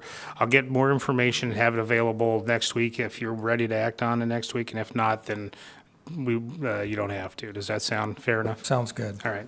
Thank you. Anybody in the room for public comment? Hearing, seeing none. We're going to take a 10-minute break. Adjourn or you called it to order. We got to adjourn the budget meeting. I'll adjourn the workshop meeting if there's no other business. And I could use a break, yes. We're going to take a 10-minute break and then come back for executive session. We got those 3 items. I'm sorry, 3 items before Yes. that. So adjourn the workshop. We'll recess for 10 minutes. We'll be back at 11:15.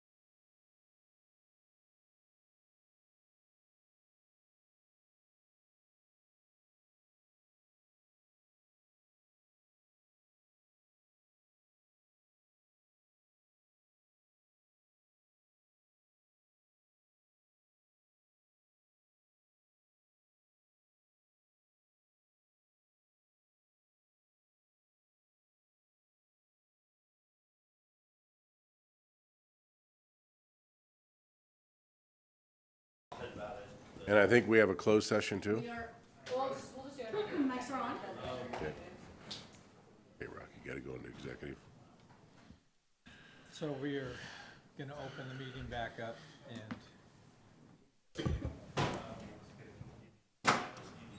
welcome everybody back. We are going to go into executive session for approximately, how much time do we need?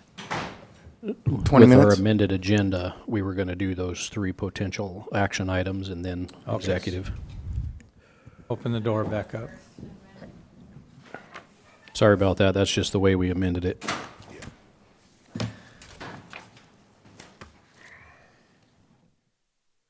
All right, so we've come back from break and we're going to address the 3 issues that you... Three additional items. The one is, and I can just read it here, it is adding resolution 2026-042, a resolution of the Board of County Commissioners of Franklin County, Washington, rescinding resolution number 2012-346 relating to the designation of the Franklin County Courthouse campus as a weapons-free restricted area. So it's action that we already took. It was advised that we take this action via resolution, and it's just simply rescinding resolution 2012-346. So we have a motion, do we have a second? A second for resolution 2026-042, rescinding resolution 2012, what was the final? 346. 346. With a motion and a second, all in favor signify by saying aye. Aye. Aye. Motion passes unanimously. Next item? Thank you, Mr. Chairman. The next item would be, so our administrator requested 2 items, and the first one being to direct our administrator to negotiate with our contractor, Mr. Johnson, on the development of a .09 fund. He gave us a presentation in the strategic plan, and we kind of give him a kind of a consensus, but I would like to make a motion that we instruct our administrator to negotiate for our subcontractor to develop a economic development plan. I second. With a motion and a second, all in favor signify by saying aye. Aye. Aye. And then Opposed? No, I said aye. Aye. So we have 3 ayes unanimously? Yep. Passes. And then the last item is to direct our administrator to assemble a meeting to address or to discuss the expenses that we're incurring, the rapidly rising expenses that we're incurring with the Office of Public Defense having had to allocate an additional $600,000 in 2025 for paying those bills. And so I would like to instruct our administrator to assemble that meeting, and just as a comment with that, and this is a very simple explanation, but for the benefit of explaining it, when someone is alleged to have committed a crime in Franklin County, it's a county-paid deputy that makes the arrest. They are booked into a county-paid facility. They are prosecuted by a county-paid prosecuting attorney. They are defended a lot of times by the Office of Public Defense, and they are in a courtroom that's paid for by the county. So there's 5 specific ways at a very obvious level, but there's a potential lots of other ancillary expenses surrounding that. We've talked about interpretive services, and then just lots of things along the way. And I think that we need to sit down and we need to have that discussion. It appears, after having been a commissioner for 2 years, that we do a lot of this stuff in a silo, these different functions, and I know that that's not exclusive. I know that our PA's office works diligently with our Office of Public Defense on that, and I know there's other ways too. I'm kind of blanket saying that, but I would like to see us sit down and diligently work together to figure out how do we do that. I know that our district court, when somebody says that they can't afford counsel, that our district court has a process wherewith that you have to apply for indigent defense counsel, and it is my understanding, as much as I've been able to understand, that there is nothing like that with Superior Court, and so the reason that I'm told is because it's it's easier not to have a application process. It's easier to just simply assign counsel when it's requested, and I don't think that does the citizens of our county justice by doing it in that process. And so, Mr. Chairman, I move that we instruct our county administrator to assemble a working group, so to speak, to address this issue of the rising cost of addressing crime within our community. I second. Motion and a second. Any discussion? All in favor signify by saying aye. Aye. Motion passes unanimously. Any other business for the good of the county? All right, so we're going to go now into executive session. Mr. Briggs, could you? state Yes, it'd be RCW 423110-1I, potential litigation. We'll need Ms. Lloyd here with my office, as well as the board, the clerk of the board, and our county administrator, Mr. Danzel. For approximately 20 minutes. 20 minutes?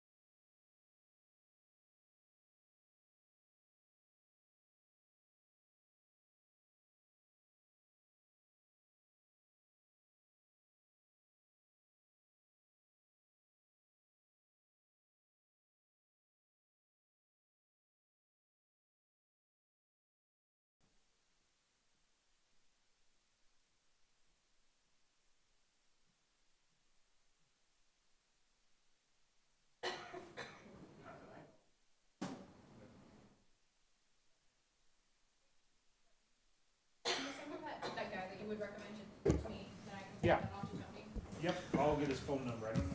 He moved to Spokane. So I don't know. We've come out of an executive session with no decisions being made. Is there any other business for the good of the county? Hearing, seeing none, this meeting is adjourned. Thank you. And also, are we off the that deal?